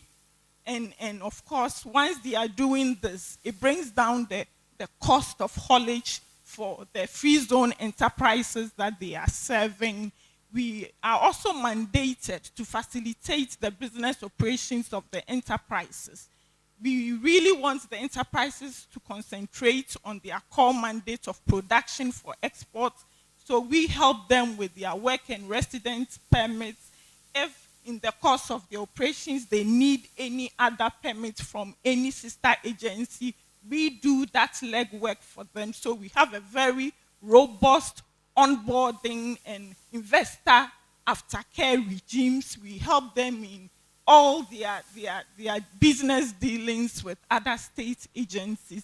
We also, in collaboration with agencies such as GIPC, GEPA, promote the investment opportunities in Ghana. We have a desk that caters for all the investors in terms of answering their queries, advising them on what to do and what not to do. And we also help in cutting down on bureaucratic systems. We have a seamless stakeholder engagement with stakeholders like customs. We are on the ICOMS platform, so our investors need not even walk to customs or to our offices to clear their goods duty free. They sit in the comfort of their offices, just go to the ICOMS platform, download all the supporting documents, and are able to access the tax exemptions. And by providing available litigation-free land, also help our investors to access existing logistic hubs. And I will use Tema as an example. It is just about 20 minutes drive from Tema Port. Right. And it was selected for that purpose. They need not spend too much time, hauling their raw materials or finished products in and from the Tema Port. Our other land banks in Sekendi and Takrady averagely are about 25 kilometers from our second port city, which is Takrady. So even in our site selection, we ensure that we maximize the existing national infrastructure. And yes, LMI made reference to the fact that the Tema Free Zones Enclave is done.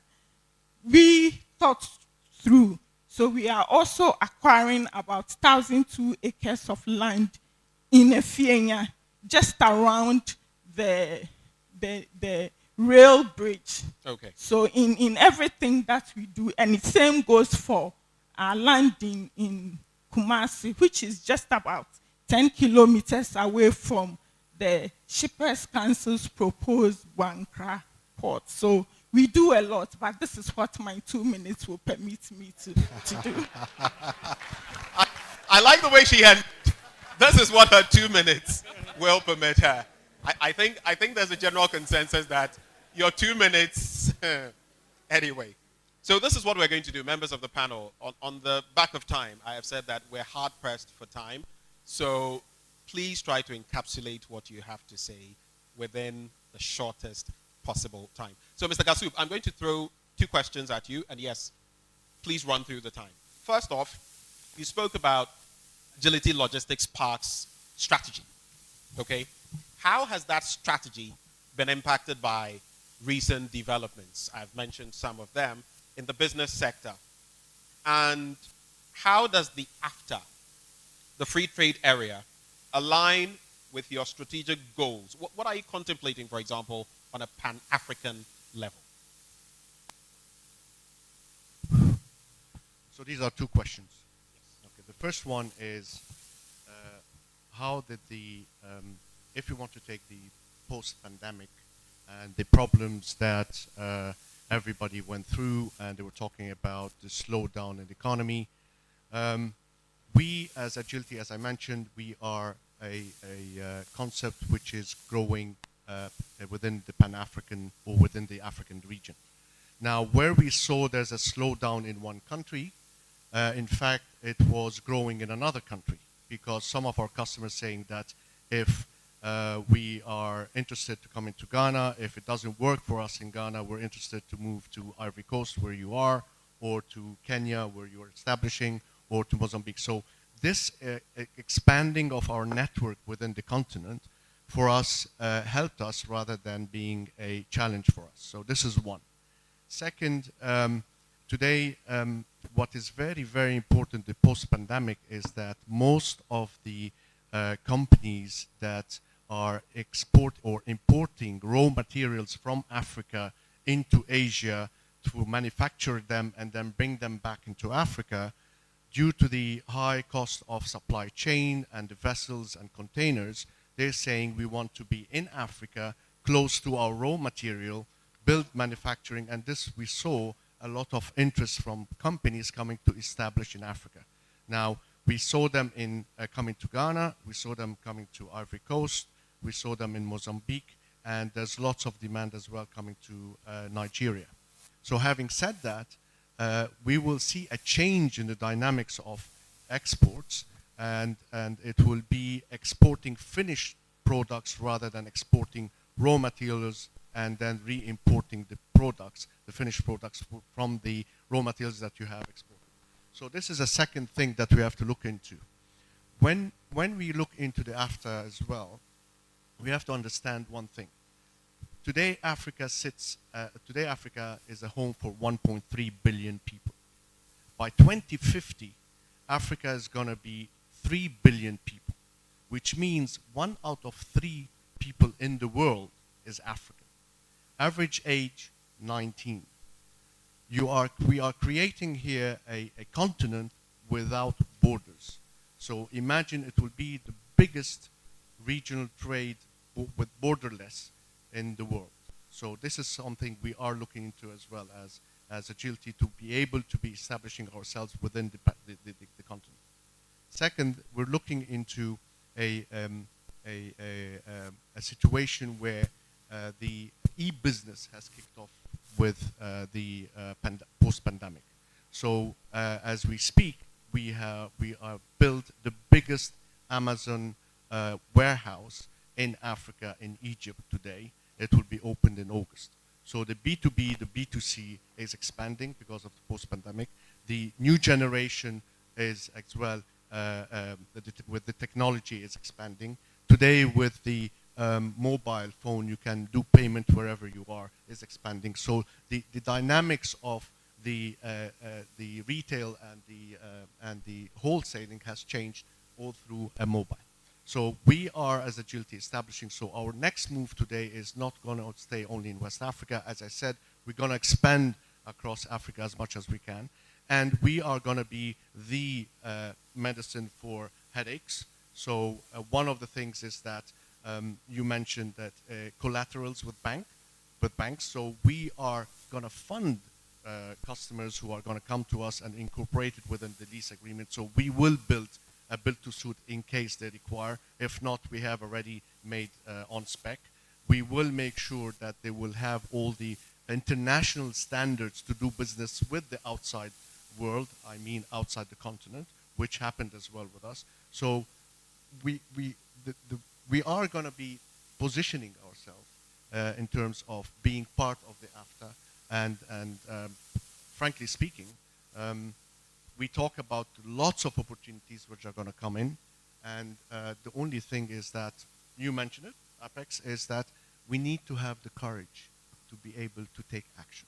We have to stop talking, we have to stop saying this is Africa, as you said, this is China, but I hear it a lot, this is Africa. We have to stop saying all this, and we need to put things into perspective, we need to mitigate the risks, and then make sure that we put things into action. GIPC, thank you very much.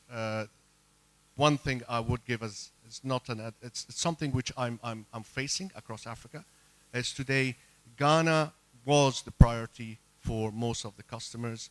Today, Ghana has slowed down for several reasons, and one of the reasons is that the rest of the African countries are trying to catch up with Ghana. So they take Ghana as the prime example, and they are trying to reduce the gap to catch up with Ghana. So this is the challenge that Ghana is going to face. So we have lots of work in Ghana to make sure we are creative in bringing new things into Ghana, and making sure that Ghana goes back to be the #1 attractive country within West Africa. So Agility is here to support.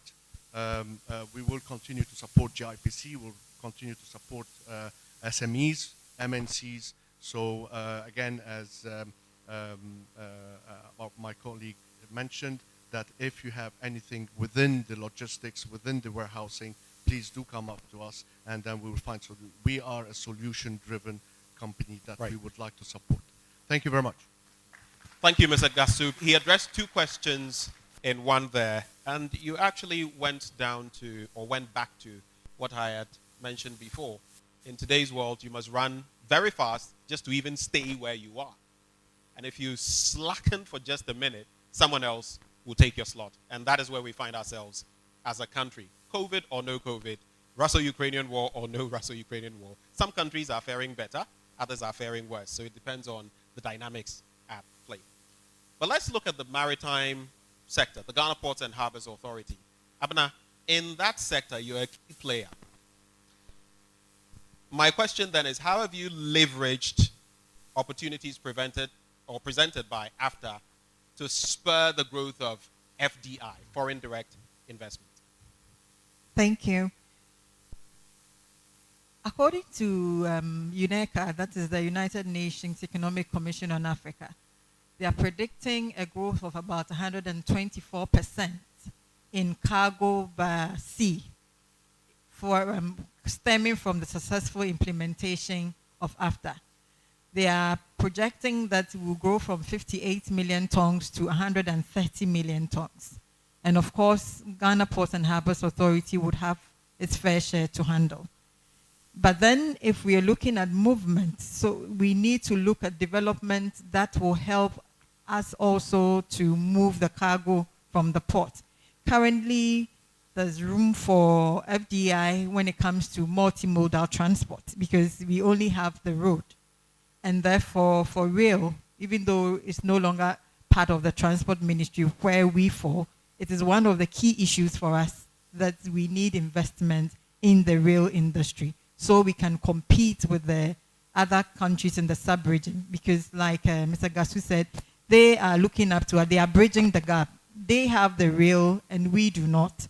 So whatever we do, we are sort of being run out of the competition when it comes to the transit trade.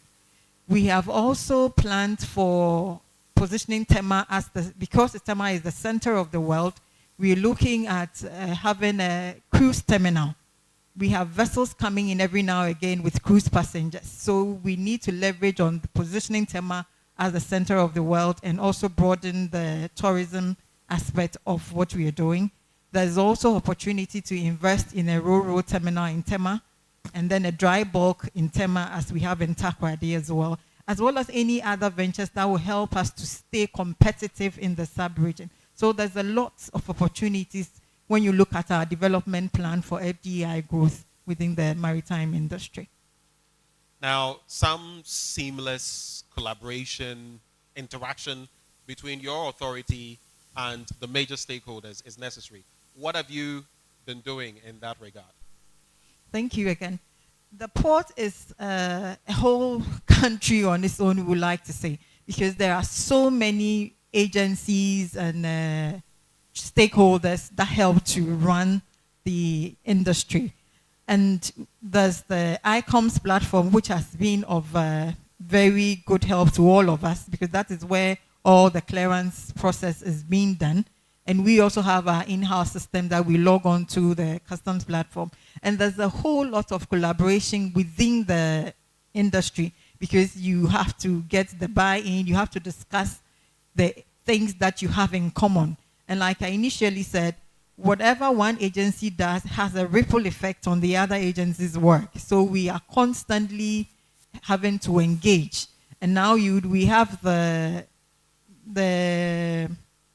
joint inspection, which is also meant to ensure that there's a seamless flow in the clearance chain, and then also to minimize the cost of doing business in the ports. And there's more transparency, and there's also efficiency. And all of these things have come about because we are talking as industry players, because we are all geared towards positioning the ports of Ghana to be the leading trade and logistics hub. So it's all about collaboration. It's all about talking about the issues. And then there's also opportunities for human capital development. So there's a lot of training going on, some of which the Port Authority is spearheading. And all this is to help us all speak one language to ensure that whatever we do, the ports of Ghana are not left out of the competition, because there's a lot of growth out there for all of us to have a piece. Thank you very much, Abena. Let's now hear from LMI Logistics. Emmanuel, so you spoke about the 133,000 is its square meters that you have, warehousing facilities and all of that. But how are you supporting the integration of technology, digitalization in this drive? And in your view, what are the areas, the crucial areas, where Ghana should focus its efforts to improve supply chain infrastructure and maximizing logistics efficiency, both for the AfTA and FDI growth? So 2 questions in one. Thank you. So most of you know LC Wakiki, the Junction Mall, Accra Mall, Achimota Mall. So we are managing their operation, bringing their goods to Ghana, storing them in the warehouse, and then having a local distribution to all the malls. We have integrated our system with this. And so anytime we receive goods into the warehouse, just by a click of a button, they are able to see the inventory that they have. And then again, anytime they are planning to move item from one point to another, it's just about communication in the system so that we are able to see what they are requesting for and be able to move. So we have a system that is able to interact with our customer system, integration. So that anytime you deal with us, you don't need to be sending Excel files and a whole lot of communication, but you just sit down anytime at your convenience, you are able to see what is happening at our end, then also at your end. The second question, in terms of what Ghana is supposed to do. Currently, as we speak, rail network is a big issue in Ghana. And we have rail network from Abidjan to Bobo Dioulasso in Burkina Faso. Unfortunately, it's oversubscribed. And so customers moving container from Abidjan port to Burkina Faso have to spend days, weeks, if they want to go by rail. Ghana, as we speak, Ghana government is developing a railway line from Tema to Impakadan. This is what LMI is doing. We have taken advantage of this project. And so LMI is building 2 main inland ports. One at the rail head close to Impakadan, and the other one at a village called Debre, close to Tamale. We're going to have our own barges on the Volta Lake. This is what we're trying to do. Currently, as we speak, all transit containers go by road. They move from Tema Port all the way to Kumasi, then they go. And we all complain that the motorway is giving away, and we have a lot of broken tracks, creating a lot of problems for you and I on the road. Now, we also did analysis and realized that from Tema Port to either Hamle or Paga border, you have both police and custom checkpoint, not less than 40. We did another analysis between Lome Port and the border to Burkina Faso and Abidjan Port. From Lome to Burkina Faso, checkpoint, guess what? 5. Abidjan to Burkina Faso, about 15. So we have realized that Ghana port gradually is not becoming competitive because customers, upon arrival of containers at Tema Port, regardless of the efficiency that we have from MPS and also GPHA, when they get out from the port, they encounter a lot of difficulties.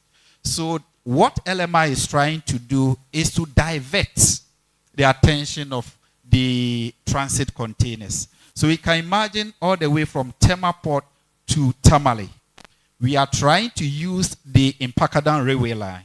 So upon arrival of containers at Tema Port, we then control the containers all the way from Tema to Akosombo using the railway line. Then between Akosombo and Tamale using the Volta Lake. We have already been to Burkina Faso 3 times. We met the government. Unfortunately, we know they have their own challenges. We're almost close in signing MOU to say that Ghana Customs and Burkinabe Customs can do joint inspection at the border. So that I don't need to do one here and do another one there. Another thing that we have also done is to meet There are transporters in Burkina Faso that instead of they driving all the way to Tema Port, they can truncate their work at Tamale so that when we take the containers there, they can continue. What are we trying to do? We're trying to improve the turnaround time of clearing transit containers at the port. Number two, we're trying to find another efficient way of moving such containers by using the river water that we have instead of going by road. So LMI is positioned to support Ghana so that we can compete with all those countries in a sub-region. Thank you. Thank you very much, Emmanuel. Let me just reiterate, we're still live on Joy 99.7 FM. We're also live on the social media handles of the Ghana Investment Promotion Center, Ghana GIPC on Facebook, and on Instagram, Twitter, and YouTube, GIPC Ghana. Let's also not forget that at the end of this, after we get to interact with the panel members through our questions, we'll also be embarking on that tour to Agility Logistics Parks. We'll go there. You want to see Fili, no be so. So we'll go there and do exactly that. Let me come now to Mr. Bajiri, Customs Division, GRA. My final bit to you. Big businesses will always have economies of scale. But when it comes to the generality of the system, there must be a level playing field. How has your outfit, or what strategies have you been employing to combat illicit trade and smuggling so as to create that level playing field for businesses in our supply chain? Thank you very much. Illicit trade and smuggling. Honestly, these have been a very difficult thing for us to do as customs. Because I always say that it takes two to tango. If our trading partners decide to be very compliant, then we won't have too much problem or too many problems having to chase people around. But unfortunately, that's the situation. And so as customs, what we do is that we deploy preventive officers to various strategic locations to ensure that people don't abuse the system. My brother spoke about the number of customs officers or checkpoints along the transit routes. These are some of the reasons. We don't have too many on our transit route anyway, but we have a few, and that is the reason why we deploy them. Because we have noticed that some people have decided to be non-compliant, and once you do that, it means that you are creating an imbalanced platform for all the players, because you don't want to pay duty and you want to make supernormal profit, and you're able to penetrate the market faster because you are selling at a cheaper price. And so it makes genuine business very difficult. And so one of the things that we do is that we slap hefty pecuniary penalties on the consignments that we intercept.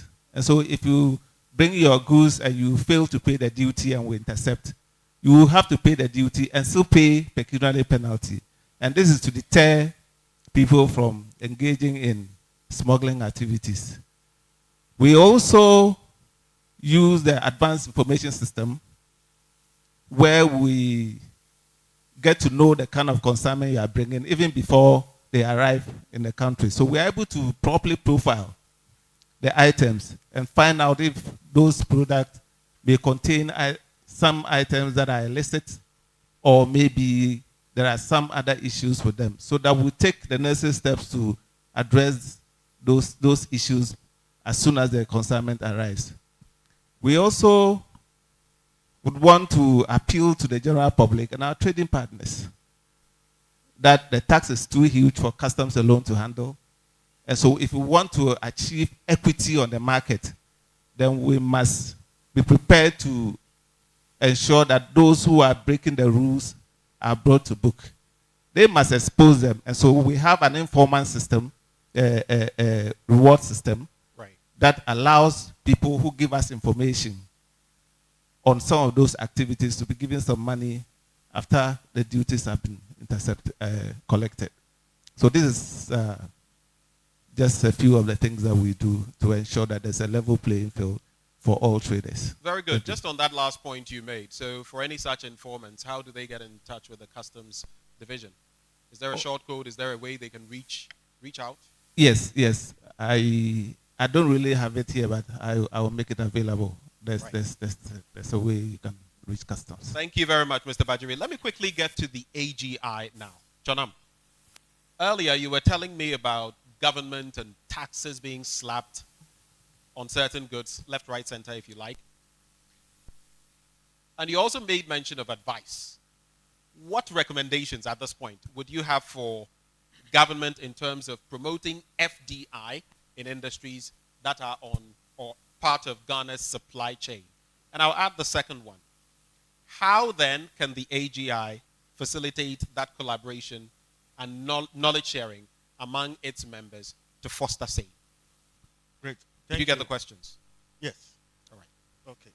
So no, I'll begin by saying that, to be fair to government, they've been able to take some of the bold policies that have been very helpful. I mean, the policy around one district, one factory, policy around the promotion of automation businesses and all of that. So we really have to be fair to government to acknowledge them for those bold policies. Be as it may, you realize that there's a lot more clarity that is needed in the policy space. I'll give you a classic example.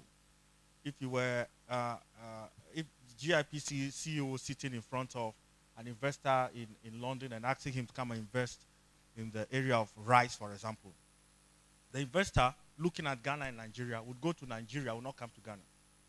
The reason being that the policy environment for investment in rice is not clear in Ghana. Nigeria is very clear. The president of Nigeria, President Buhari, until yesterday, will make it a point that you cannot import rice to Nigeria. Every rice that is consumed in Nigeria has to be grown locally. It was extremely painful policy. People suffered. The quality initially was so terrible, but they have to endure. As I speak to you, they are reaching self-sufficiency in rice production.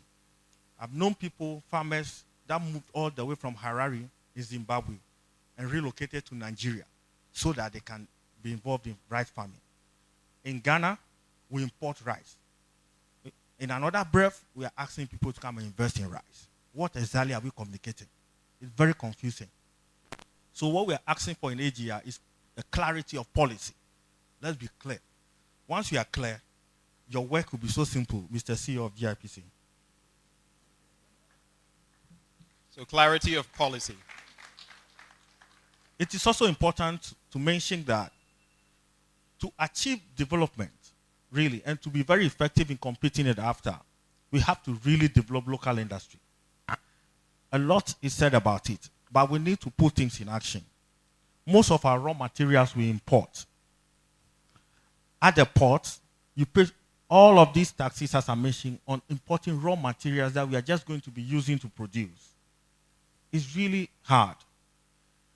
What we are asking for is a situation where they can take off some of the duties on these raw materials that we don't have in Ghana.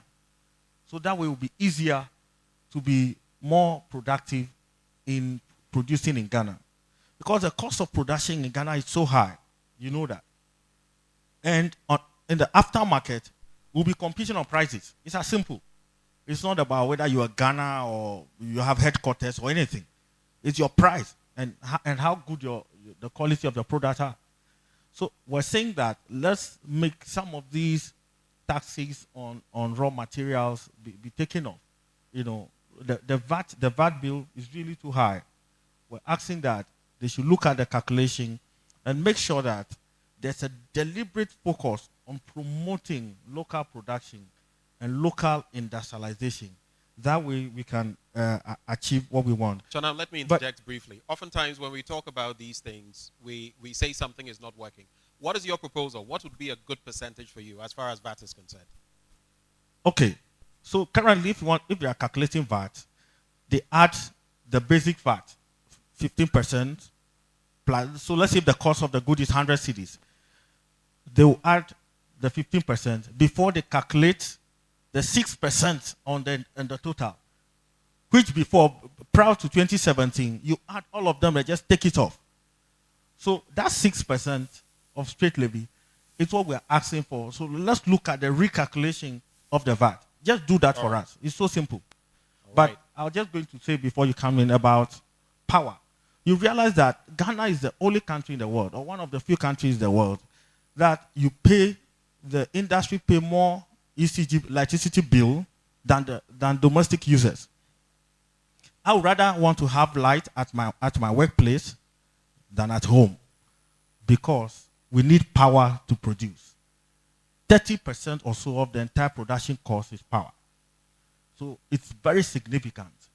So we're asking for power, the cost of power to go down significantly if we need to be effective in competing in the aftermarket. Thank you very much, Chon. I'm speaking for the AGI Accra chapter. Should we get into the power matter? Right? Appearances from right here, so there's no need to go into that. Right before we wrap, and just know that after this, we'll have some minutes for you to get interactive. Share your thoughts, pose questions within a maximum of 10 minutes. So my advice, if you have a question, start putting it down, make it very short, straight to the point, so that when you come here, it will not be too long and winding. And just a point I wanted to make very quickly, when Mr. Bajiri of the Customs Division spoke, I think some of you read recently about some customs officers who were pelted with stones, I think around Aflao, or is it immigration officers? So as they do their work, let's also help them, like he said. Let's be supportive. Let's conclude with the Ghana Free Zones Authority, Kate. And this time I'm going to ensure that 2 minutes is 2 minutes. So we've spoken about local businesses extensively. What role is the GFZA playing in terms of supporting local businesses in accessing international markets? And what steps are you taking to ensure the availability of the necessary infrastructure to ensure that they can compete on the levels of supply chain, meeting after goals, and other goals as well? Thank you very much. I think I'll begin by correcting a misconception. An average Ghanaian thinks we only cater for the needs of multinationals, but that is not the case. Out of the 225 licensed free zone entities, 77 are wholly Ghanaian enterprises. Then we have another 75 constituting joint ventures between indigenous Ghanaians and foreigners. So the wholly foreign stake in the free zone scheme is just 73 enterprises. So it weighs heavily in favor of indigenous businesses. So what do we do to support them? Currently, we have opened a department within our secretariat to onboard enterprises, already licensed enterprises that are exporting to Africa. So they'll be provided with advisory services and all the support mechanisms. And of course, we have grown that niche. I'm sure a lot of people present here know about niche cocoa. It's an indigenous business. It started very small as commodities processing company, but through our facilitation and all that we do, this company has a factory in Europe and another in the US. So we have done it before, and we think we can do it. So it is for indigenous businesses to also have that courage that, yes, I may start small, but I'm capable of exporting, let's say, chocolate to the whole of Africa under the continental free trade area. We have also strategically sought to acquire more land banks. I've made reference to the land banks that we already have and the one that we are in the process of acquiring near Afienya. And currently, we are also upgrading existing facilities within the Tema export processing zone. So when we go on the tour, you will realize that with the support of our stakeholders, we are re-graveling some of the existing roads and constructing new roads. So within our limited resources, we are seeking to do more to help indigenous businesses, but it takes two to tango.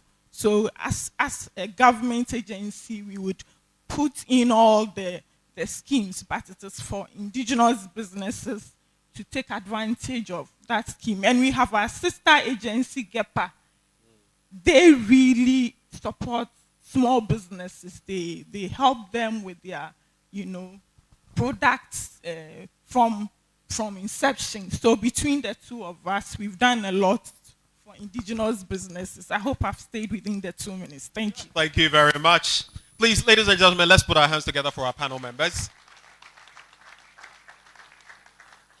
And also a special round of applause for Agility Logistics Parks, our partner. Without them, we couldn't have done this. I think we can do better. Aha. We'll soon be getting up to stretch a bit as we go on that tour. Just remember that you don't need to take your car along. We'll be conveying you to and fro. So just stay put. We'll work on the organization and ensure that you get to Agility Logistics Parks and back here. You don't have to move your vehicle at all. Questions, comments, if any. We have limited time, so if you have any, let's do that now. The GIPC's Deputy CEO.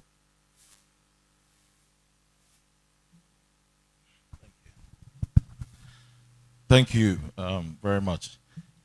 It's just a brief comment. A lot has been said during the panel discussion, and as I did indicate during my opening remarks, that we should look at the conversation through the lens of promise as opposed to peril. We all understand the current difficulties that the country is confronted with. And everybody, in fact, everybody now is a student of economics in Ghana and can offer a view. But for us as GIPC, some of the points raised on clarity of policy is instructive.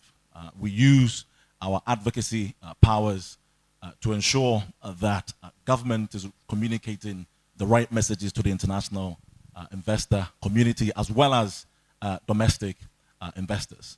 And because of the silo systems, because of the multiple regulator issues that we have in Ghana, they tend to be sometimes at loggerheads with one another. But systematically, we are seeing clarity of policy, particularly when it comes to industrial policy, set out by the Ministry of Trade. The 10-point industrialization plan is extremely clear in terms of the direction of travel for the country, at least in the medium term.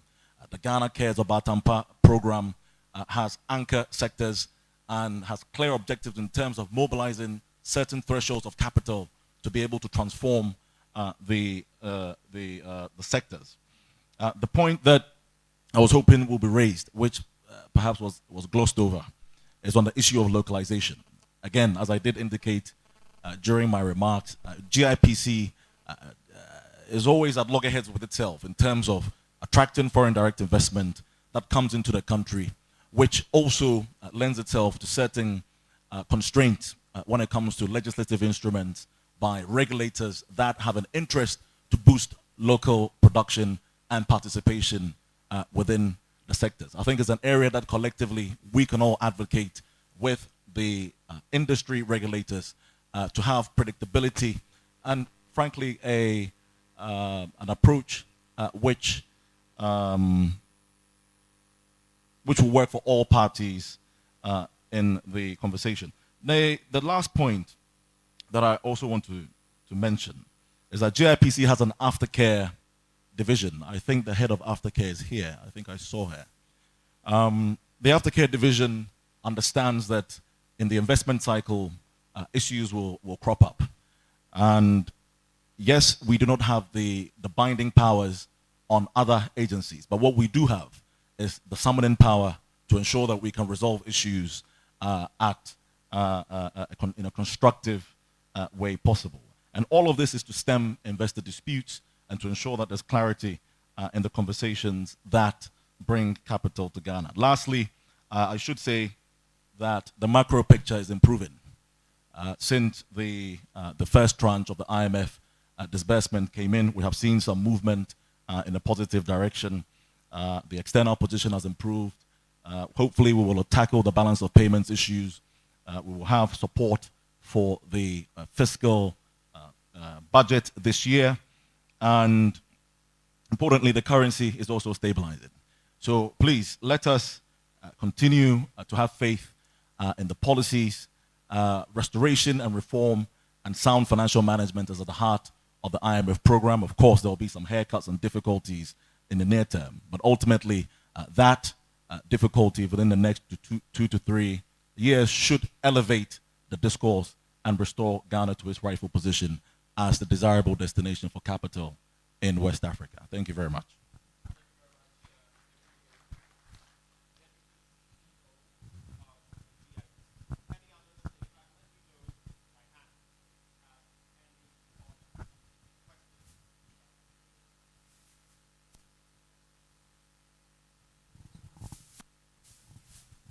Hello?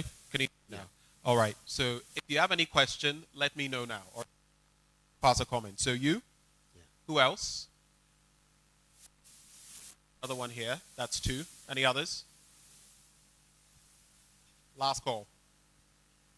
Not for alcohol. Any others? Okay, so we'll start with the 2. So 3. All right, so let's go.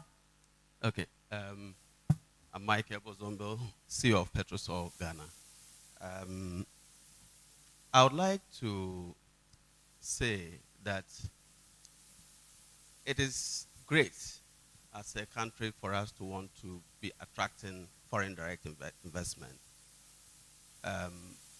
What I want to advise our agencies is that foreign direct investment, just like a foreigner, has an address. Whenever challenges come, it will fly back home. In difficult moments in this economy, local investors have always stayed home and ensured that we weather the storm, we go through the difficulties, and then when things begin to stabilize, that's when foreign investors return. So what it means is that there has to be a lot more focus on engaging local investors.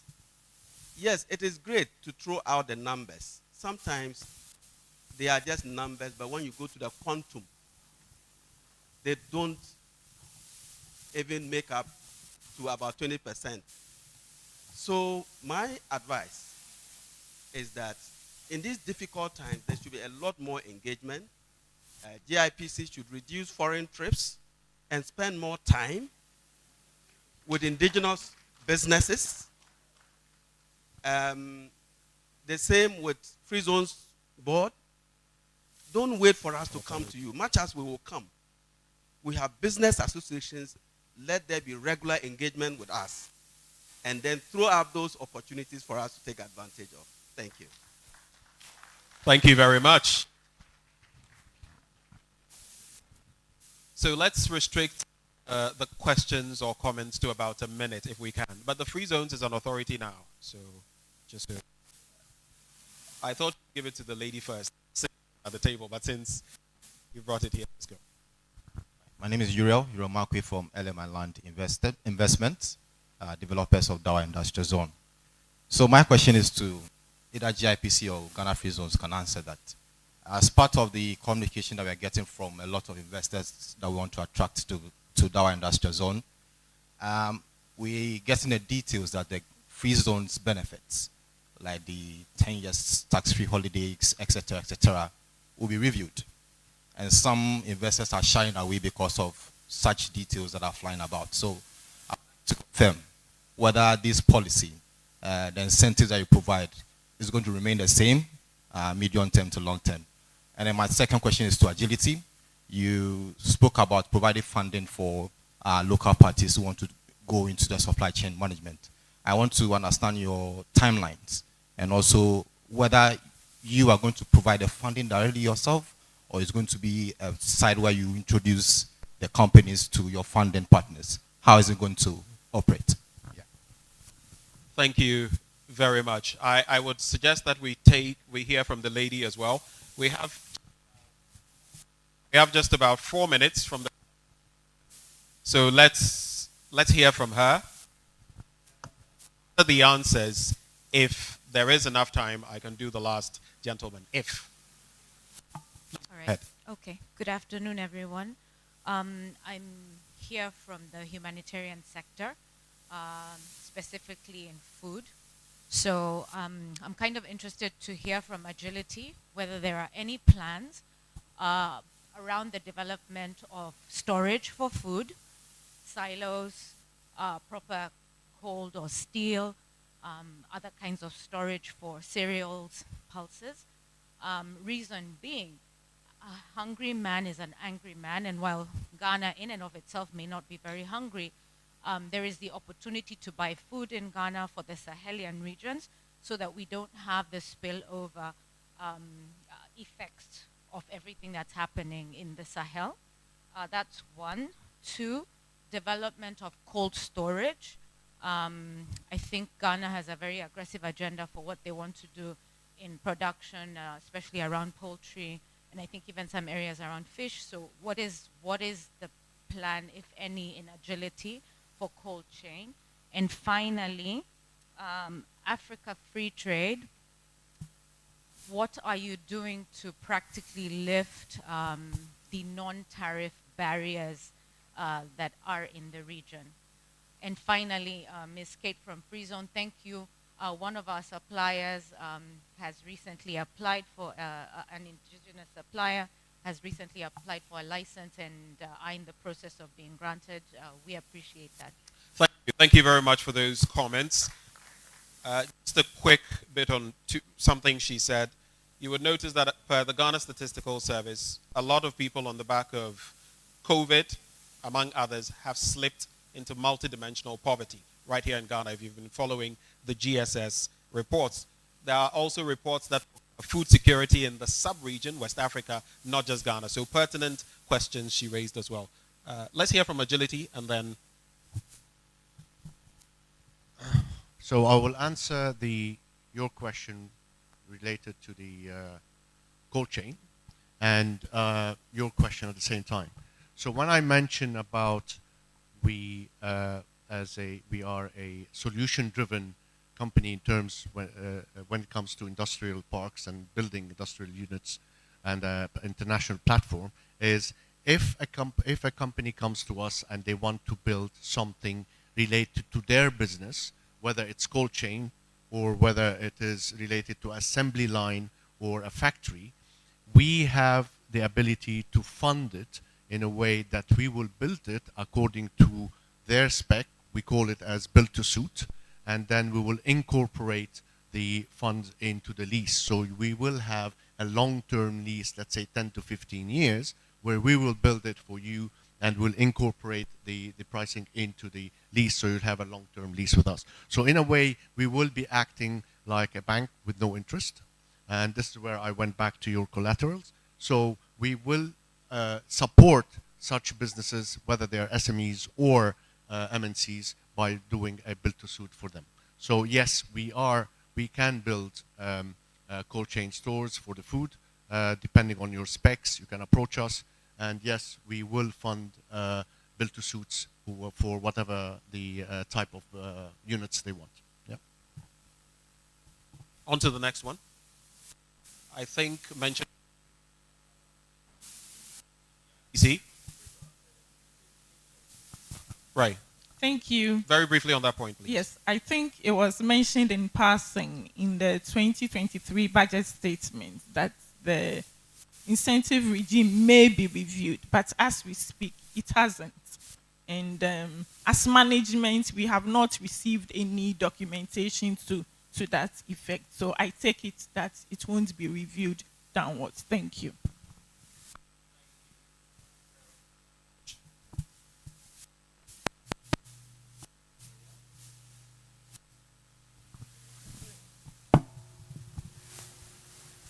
Mr. MC has to borrow a microphone so I don't get left out. But ladies and gentlemen, our panel members have done wonderfully well, and all of us who have stayed up to this point talking about the logistics and supply chain sectors of our country and the way forward. I think all of us deserve a round of applause. So clap for yourselves and for our panel members. The tour will be taking place shortly, but just so we know, the media will have the interacting with Agility Logistics Parks, our partner for this event, and the GIPC. So the officials who are going to be partaking in this interaction, please, we sign off and get ready for the tour. I would like you to come forward so that the media those interactions with you. As we draw the curtains on this event, we would like to thank all, and should I fail to mention anyone, please forgive me, everyone who has come here, Mr. Efri, GIPC Deputy CEO, Mr. Dixon Ode, Country Lead, Agility Logistics Parks. Of course, we have Mr. Gasub as well. Thank you so much, sir. Mr. Akutu Asko. Now, I'll never forget Prince and David. Thank you so very much. There's also Mr. Bajiri, Chief Revenue Officer, Customs, Emmanuel, Managing Director, LMI, and all the others, Mr. Bajiri, Mr. Akpelu of AGI, Mr. Jankwe, Mrs. Jankwe, I beg your pardon, of the Ghana Free and Mrs. Abenasewa Kufosu. Thank you so. This event has also been live on Joy 99.7 FM. It's been the first of the Go Ghana CEOs breakfast meeting organized by the GIPC, ably supported by Agility Logistics Parks. So from here, all roads lead to Agility Logistics Parks, like I've indicated already. You don't have to move your vehicle. Just join either one of the buses, be waiting, standing by. In fact, they are standing by now. And to all of you, very grateful that you joined the conversation. Thank you so very much.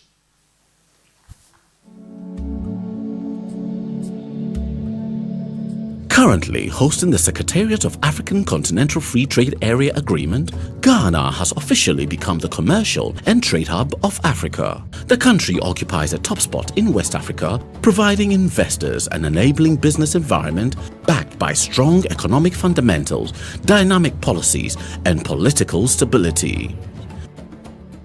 Ghana remains the gateway to Africa, favorably positioned at the center of the world and easily accessible to all parts of the world by flight. The overall friendly nation is a land of opportunity, full of optimism and open for business. Ghana is home to some of the continent's fast developing fintech companies, growing and attracting investments from across the globe. The nation's commitment to talent development, infrastructure expansion, and strong support for innovation continuously attracts large global tech corporations such as Google and Twitter. Ghana enjoys a high degree of connectivity with one of the highest mobile voice and data penetration rates. Ghana's agriculture and agro-processing sector benefits from an abundant supply of natural resources including diverse plant, animal and marine life. Strong policies like the Planting for Food and Jobs, agric modernization and industrialization continue to accelerate growth and diversification in the sector. The Ghanaian manufacturing sector benefits from a raft of policies aimed at sparking a new industrial revolution.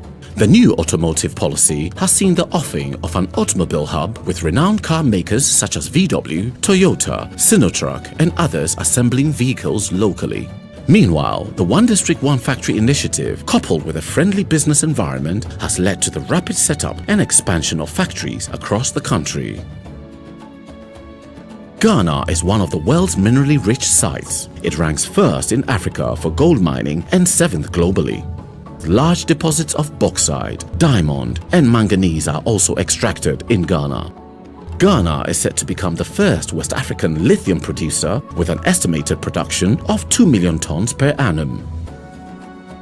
As a fast-growing oil and gas producer, Ghana's petroleum industry offers investment opportunities ranging from exploration and discovery to refining and marketing. With 3 offshore oil and gas fields, Ghana's oil production is estimated to go up to 500,000 barrels per day by 2024. The Ghanaian government is working on a combination of track restoration and expansion, as well as the building of entirely new train lines to increase the coverage of railway in the country, while 11,000 kilometers of roads has also been earmarked for construction across the country. The nation's Kotoka Airport is ranked as the best in service quality in Africa for the size of 2 to 5 million passengers. Meanwhile, the country's main port, the Tema Port, is one of the largest in Africa with a capacity to handle 3.5 million 20-foot equivalent units. Ghana's booming economy, expanding trade footprint, and population generates a steady stream for the demand of goods and services, driving growth in the services sector. This sector has over the years seen rapid development to becoming a major employer with over 42% contribution to the country's GDP.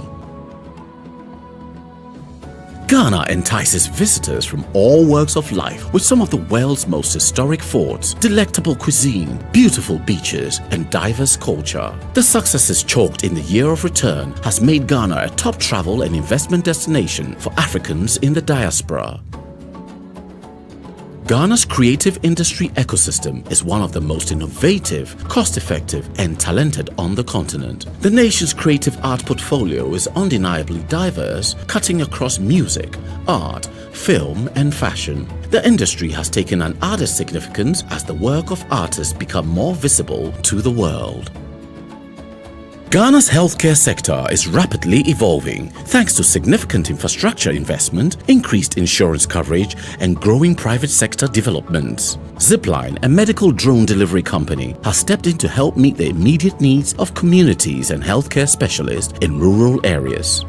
Indeed, Ghana still remains a land of opportunities, full of optimism about an exciting future. We are open for business and we invite you to come, grow in Ghana and grow with Ghana.